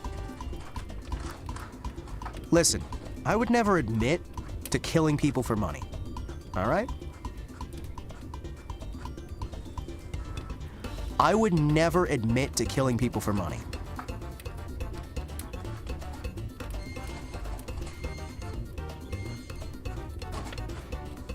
Because that would be stupid. So I get on the Lakeshore Limited, right? And you know what? There was an actual, honest to God, proper, upper-class Kenyan. Now, when I say upper-class Kenyan, these things are like fucking unicorns. They don't leave Kenya, right? This man had the fucking proper accent. He had the very, like, reserved, refined, upper-crust, old money Kenyan. You know what I'm talking about, right? Maybe you guys don't. So there are Kenyans, and then there are upper-class Kenyans. And you don't fucking see them, right? The actual, like, refined old money Kenyans are fucking insane. In a good way. And this man, black and white, black, but he was like full proper. You know what I mean, right? Like genuine prim, proper, perfectly pristine outfit. He took his job way too fucking seriously. He was really, really fucking good at what he did. And I was just like, they do exist. Fucking, okay, how are you here? Because they don't fucking leave. You know what I mean? Like, they don't leave. They stay there. And he's, like, going through the wine list, and he's, like... Did you go to college in the West? Yeah, but that's not like that's not like working on a train. You know what I mean? Like, it's weird to meet one of those upper class Kenyans on a train who's actually like working the train as a sommelier. And he's like listening through the wines there, and he's like, these are all like complimentary with this. Would you like a charcuterie board? Would you like this food, that food, the other? We realize you're not going to be staying with us the entire journey, but we'd like to make sure what little stay you do have here is as comfortable as possible. If you need, we've put you right next to the... Yes! That's why I'm impressed. This is not like somebody who's traveling. He was working. That's what... It's like a fucking unicorn. Like, okay, for those of you who don't understand, like, that, like, cultural group, you're not gonna fucking see them working in the States. They don't have to. They got it good. And he was working as a sommelier? Wine guy. He's working as one of their wine guys on the train. And he was prim, he was proper, he treated me very, very well.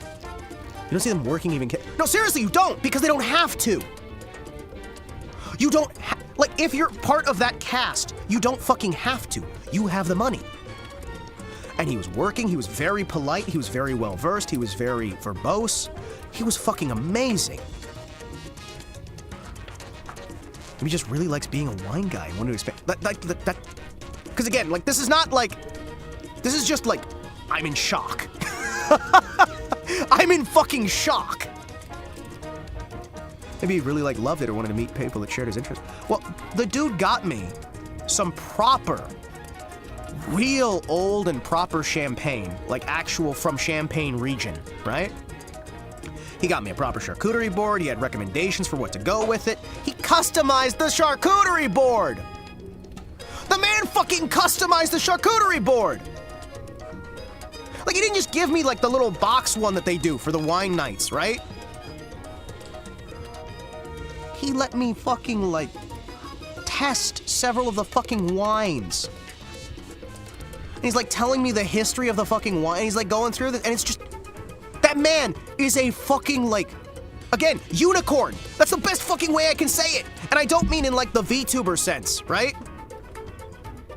Like, he's a proper wine man! And it was great! That man was phenomenal to talk to, that he was phenomenal to just work with. Like, the dude was fucking skilled. And as soon as I told him which one I wanted, his face lit up like fucking Christmas. Because he had somebody who's willing to talk with him about the drinks. Who wasn't just there to get wasted, right? Because the one I picked was fairly low alcohol content for the actual production there. I picked one that was from a region that I was fairly familiar with. Again, it's all from the Champagne region, right? That's why it's champagne. Otherwise, it's just sparkling. But it was a specific company that I was looking at, and there's very, like, I knew what I wanted because my family raised me right. My family raised me fucking proper. I try not to bring it up, but they taught me how to drink wine, how to eat. Don't use your fucking hands like an animal. I know how to eat a banana. You cut both ends off of the banana. You slice down the middle. You use your fork to open this, and then you eat the banana with a knife and fork, not like a fucking animal with your hands. Why the fuck are you eating food with your hands? That pisses me off so fucking much!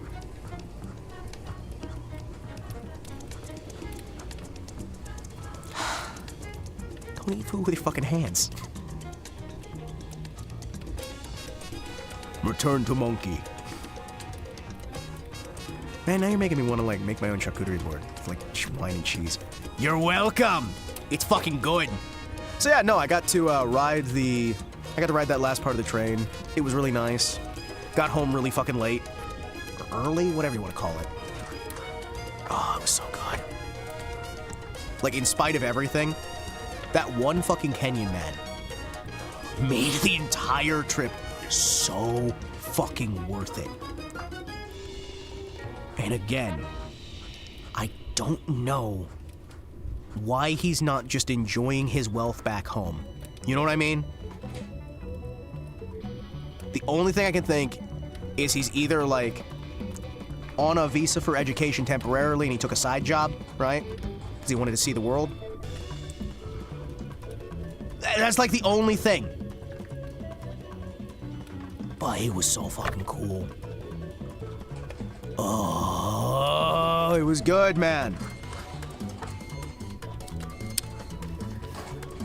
It's not like he had like the British accent either. He had the very upper crust Kenyan accent, right? I don't know how I can really describe that to you. What the fuck is this? What?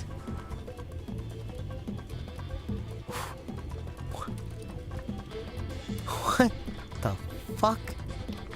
What the fuck is that? I actually got sent something that I can't even share on stream.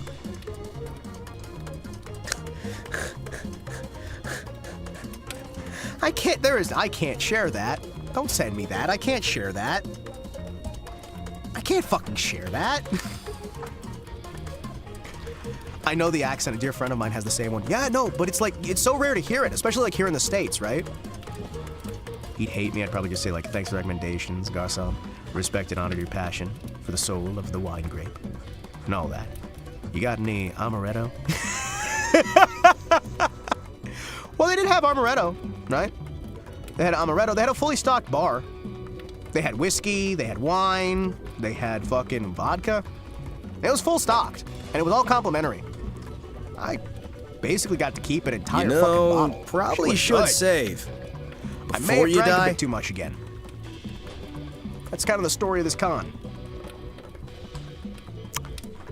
Luckily, I can hold my liquor really, really well. Because I used to drink a lot. A lot. A lot. A lot. A lot. A lot. A lot. A lot.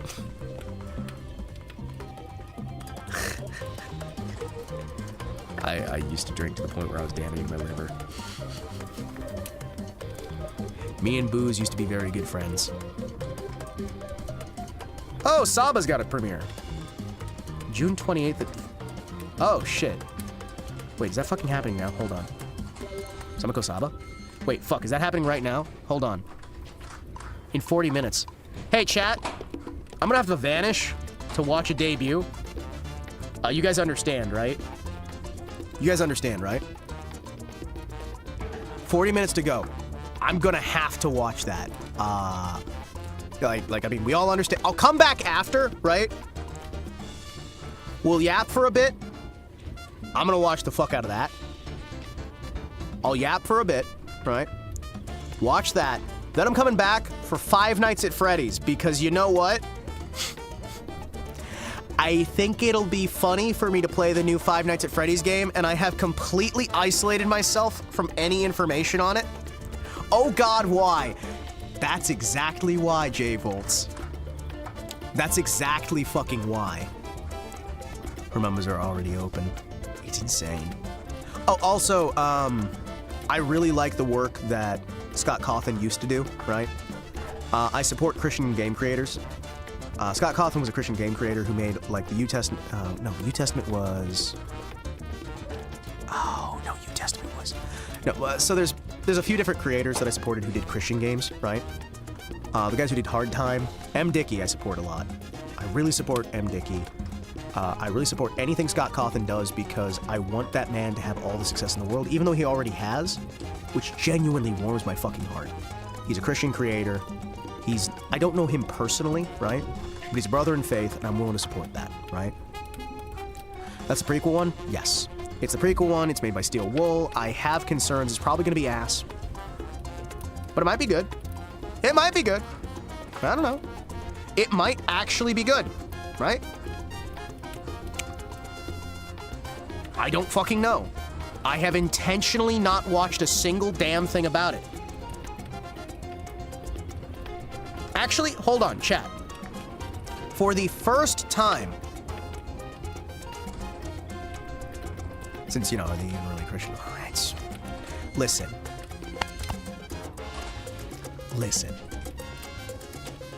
Someday, we can fix them. Volts, we can fix them. We can fix them. You gotta believe me here. We can fix them. It's gonna take some work. It might be very, very hard, but we can fix them. Five Nights at Freddy's. All right, let me see this. This is the first time I've read anything about this. The reviews, actually positive. I have not read reviews. I've not been keeping up with this game. The only thing I've seen is a preview trailer. I am going to get that game. Why the fuck does it require a third-party EULA for a single-player game? Fucking hold on, chat. Fucking hold on. Why the fuck does it require an EULA? No. What the fuck is this? No, fuck you. What is this bullshit? Okay, who the fuck worked on this? Steel Wool Games, Scott. Okay, yeah, no, it's the Steel Wool. Fucking Steel Wool. Fucking Steel Wool. Really? Why the fuck do you need an EULA for a single-player game, you pieces of absolute dog shit?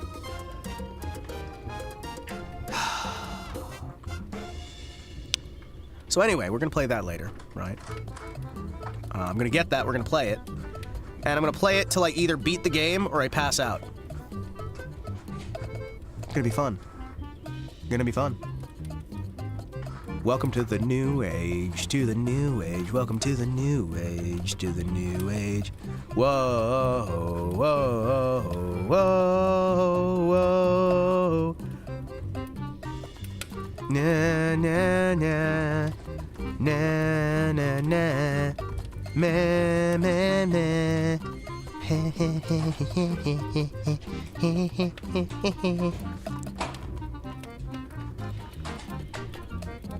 Did you see that Hello Kitty Island Adventures on?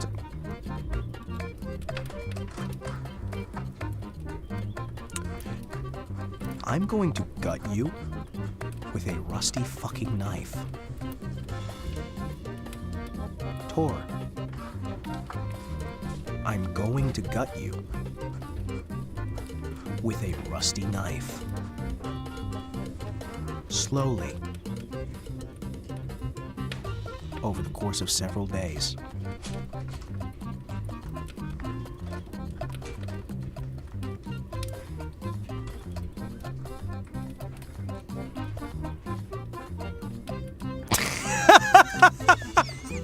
I can't keep like that. Fuck. Oh, I was trying to hold it and then I just like, I hear the fucking music in the background and my brain's just like, no, don't laugh. Don't laugh. Stern expression. Stern expression. Stern. Stern. I'm stern. I'm stern. I'm stern. Serious. Stern. Stern. Serious. Stern. Stern. Oh, shit. I should fucking play that game, actually. I should fucking play that game, man. Oh. That would be so fucking dumb. Oh, the Sanrio characters are burned into my fucking brain, and not for good reasons. There's some fucking trauma there, man. That's gonna be the real survival horror experience, right? Going back to Sanrio. Oh, fucking hell. Please, no. No. No Sanrio, please. Not sure why I thought I had the right to say that. I have more of a hair to both you and the Broads than you are to each other. Like as a Gnostic. Yeah. I mean, like I said, we can fix you eventually. I believe we can fix them eventually. Even if it's through the bucket of water and a duck. We're going to weigh your heart against that of a duck. And see if you drown. But yeah, no, we're gonna play Steel Wool's Secret of the Mimic later. I want to support Scott Cawthon, I don't want to support Steel Wool. Chat, do you have any good ideas on how we can try and filter the kids from that stream? I need some ideas. How are we going to filter kids out from that fucking stream? Also, holy shit, Silent Hill 2 is already half off. Holy shit. What? Fucking... Okay. Chat, I'm gonna take a screenshot I'm gonna take a screenshot of games like this. Don't label it as FNAF. I think all the kids are adults now. There's still gonna be kids. It's the problem, and I want to filter out the kids. I'd like to show you guys what Steam thinks more games like Hello Kitty's fucking Island Adventure is, alright? I want to try to find a good one of this. Hold on. Where's one of these tabs is like the best? I need you guys to see this. Because fucking hell, what are these suggestions? Let's see, what's a good one of these pages? It's like the best one. Oh yeah. That'll work. That'll fucking work. Excuse me, hold on. So you guys ready to see what's recommended for people who like Hello Kitty's Island Adventure? Edit, paste as new image.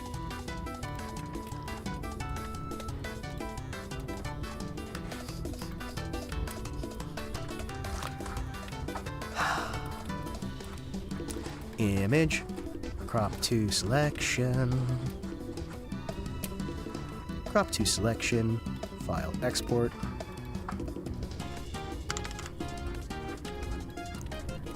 $2025 assets.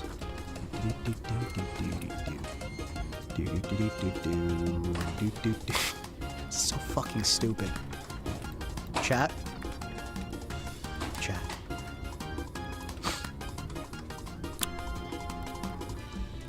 If you like Hello Kitty's Island Adventure, boy, do I have something for you. Here are some similar games you might like. Silent Hill 2.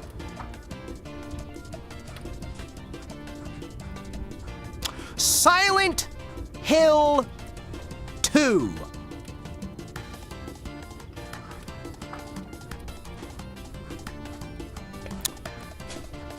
Yes. Peak? Okay. The Last of Us Part 2 is similar to Hello Kitty's Island Adventure.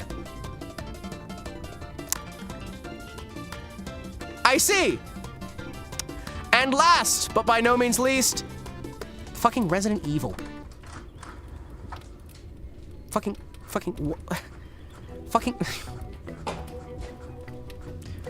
Why? Fucking why? Fucking why? Why? Why? Why? Fucking. My favorite Hello Kitty game, Silent Hill 2. That's horrifying. The Last of Us Part 2. Ah! Neil Druckmann, no! I don't want the carrot! I don't want the carrot! Keep the carrot away! Keep it away! No more carrot, Druckmann! No more carrot! Covers the whole screen unless someone joins. Can use a rotary phone on the screen. Filter out most kids. Hell yeah. Gaben, my boy! Stop the Gaben, Gaben! Gaben, boy, why you like this? Gaben, you're breaking into my heart again. Gaben, I'm coming to your house right now. You and me are gonna have a conversation about why you shouldn't fucking do this shit. Hey, have you seen these carrots? They keep trying to sneak them into my brownies, and I don't like it. I don't like it one fucking bit. Ooh yeah, that's what I'm talking about. Carrot brownies. Oh wait, did I forget to watch it? Was there a Wemmy stream today? Chat, was there a Wemmy stream today? Did I forget a Wemmy?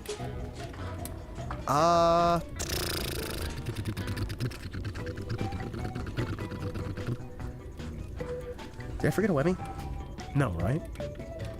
Why the fuck are you changing my stupid fucking feed, you piece of shit? Okay, let's see. Eepy Sleepy. Hell yeah. Rie. Shu. I missed a Tenmer. I missed a Rie and a Tenmer.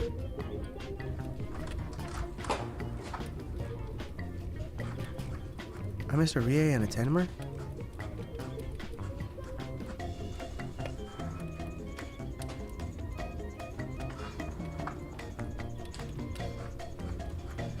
I missed a Rie and a Tenmer?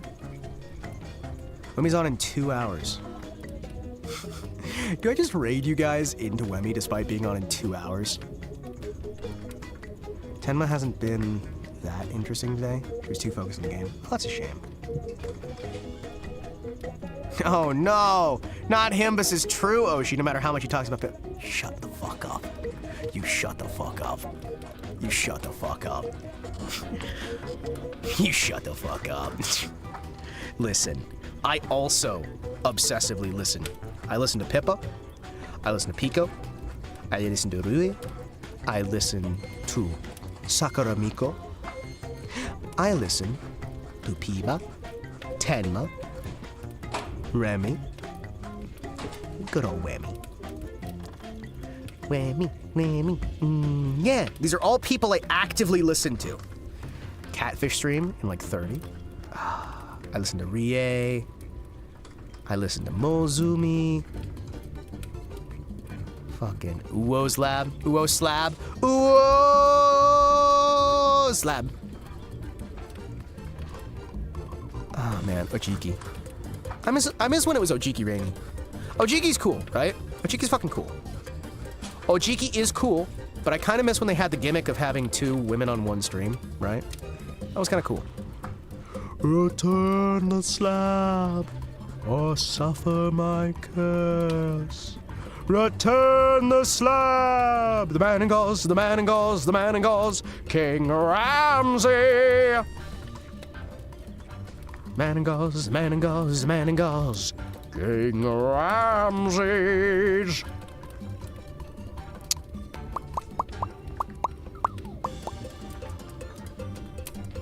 Note, gentlemen, no matter how much he denies it, Romelio was the only one he didn't simply list, but rather had extra terms of endearment for. Not Pippa, you shut the fuck up with that. You shut the fuck up with that. I'll kick your fucking ass. I'll kick your ass. Also, ignore the fact that Remy is the only one whose meet and greet I was able to actually meet. You ignore that as well. That I literally left the booth in order to go to the Remy meet and greet. Because I actually did do the exact same thing for the Pippa meet and greet, but I wasn't able to get in. But I was able to support Ramelia. Wemmy. Wemmy's community are quite wholesome, all things considered. Seriously, she's fucking awesome. No, genuinely. She's fucking great. She's actually, like, really good at kayfabe. I enjoy the work she does. I do still say that Pippa's great. Fucking love watching Pippa. I do actually watch a bit more Pippa than I do Remy. I do. But I do genuinely just watch a lot of VTubers in general. Usually when I'm streaming, I'll have VTubers in the background that I'm just listening to. And I'm terrified of the day that I accidentally have an entire VTuber stream just in the background and you guys can actually hear it. And then I just have that for the entire fucking stream, and then I get, like, I don't know, struck or something. Emma was the greatest VTuber that ever existed. The Yule tier entertainer. She's not what she used to be, unfortunately, though. I still like her a lot. I will agree. She's not to the same as she used to be. Yeah. I still like her a lot. I am confident she can return. What? Hell money. What the fuck is hell money? What the fuck is... Oh, that shit where you're supposed to burn... It's fake money for burning in offerings. 55K waiting room for the catfish. That's gonna be fucking wild. Yeah, no, we're gonna watch that. Hey chat. Hey chat. Shh. Boys, I think it's time. I'm going to set up this to raid you guys over elsewhere. Hold on. Also, I love how none of the moderators count as viewers. So it says I've got no viewers on YouTube. Fucking makes me smile, man.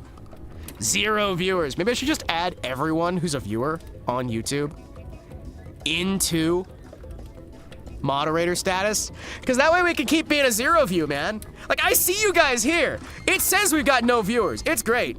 All right, hold on. I'm gonna add a redirect. Okay, I'm gonna add a fucking redirect. Where do I redirect you guys? Chat? You know what? Hell yeah. Hell yeah. Can I actually redirect there? There we go. There we go.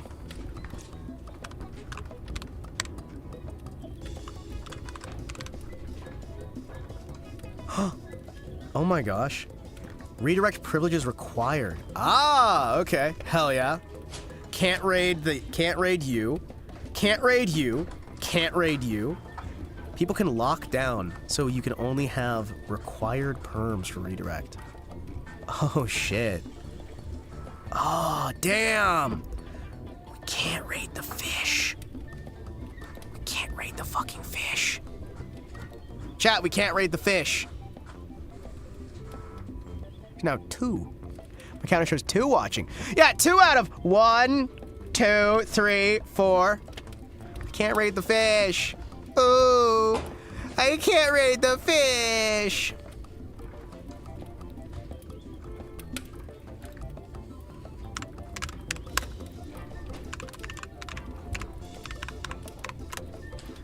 There we go. Chinese one or the opioid addicted one?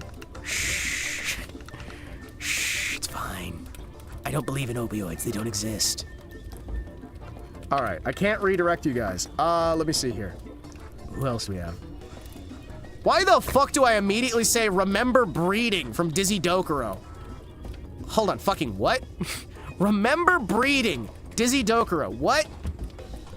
What? Oh, it's Monster Quest. Fucking Dragon Quest. What the fuck was that? Hold on. I thought I had more people who were live that I could raid. Damn it! Random ended. Fuck. I'm gonna have to watch that stream again. I'm gonna have to watch that stream. Alright. Who can I actually raid? You know what? Man.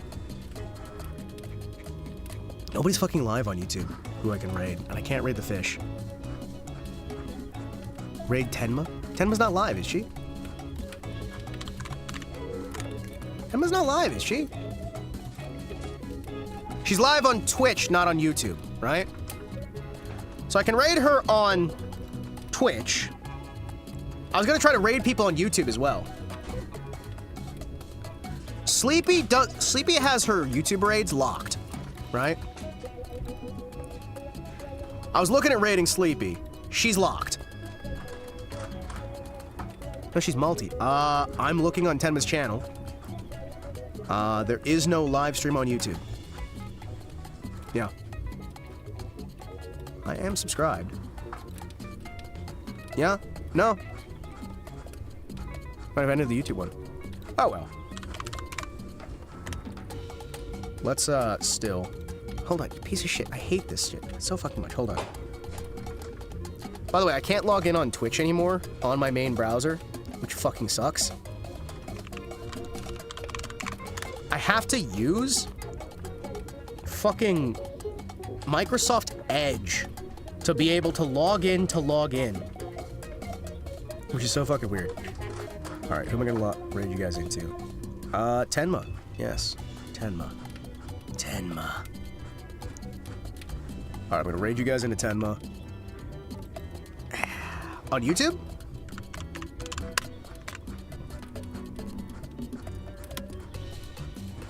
Can I raid Tenma? Hell yes. Hell yes. We are raiding into the Tenmar. I will see if I can raid that person. Hold on. Hold on. We will see very quickly. God damn it. Edge, why did you crash? Ah, fucking Tenma. There's Tenma back.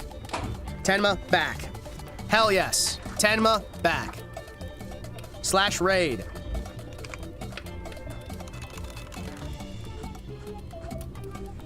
There you go. All right, boys.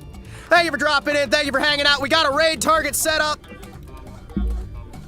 We're gonna raid. I'm gonna blindly trust chat that this person's gonna be cool. We're also raiding Tenma. I'm gonna go watch the fish after this. It's gonna be fucking great. I'm gonna watch fish. We are gonna raid. Ooh! That person is playing New Vegas. All right, let's go. Yeah, let's go. Raid.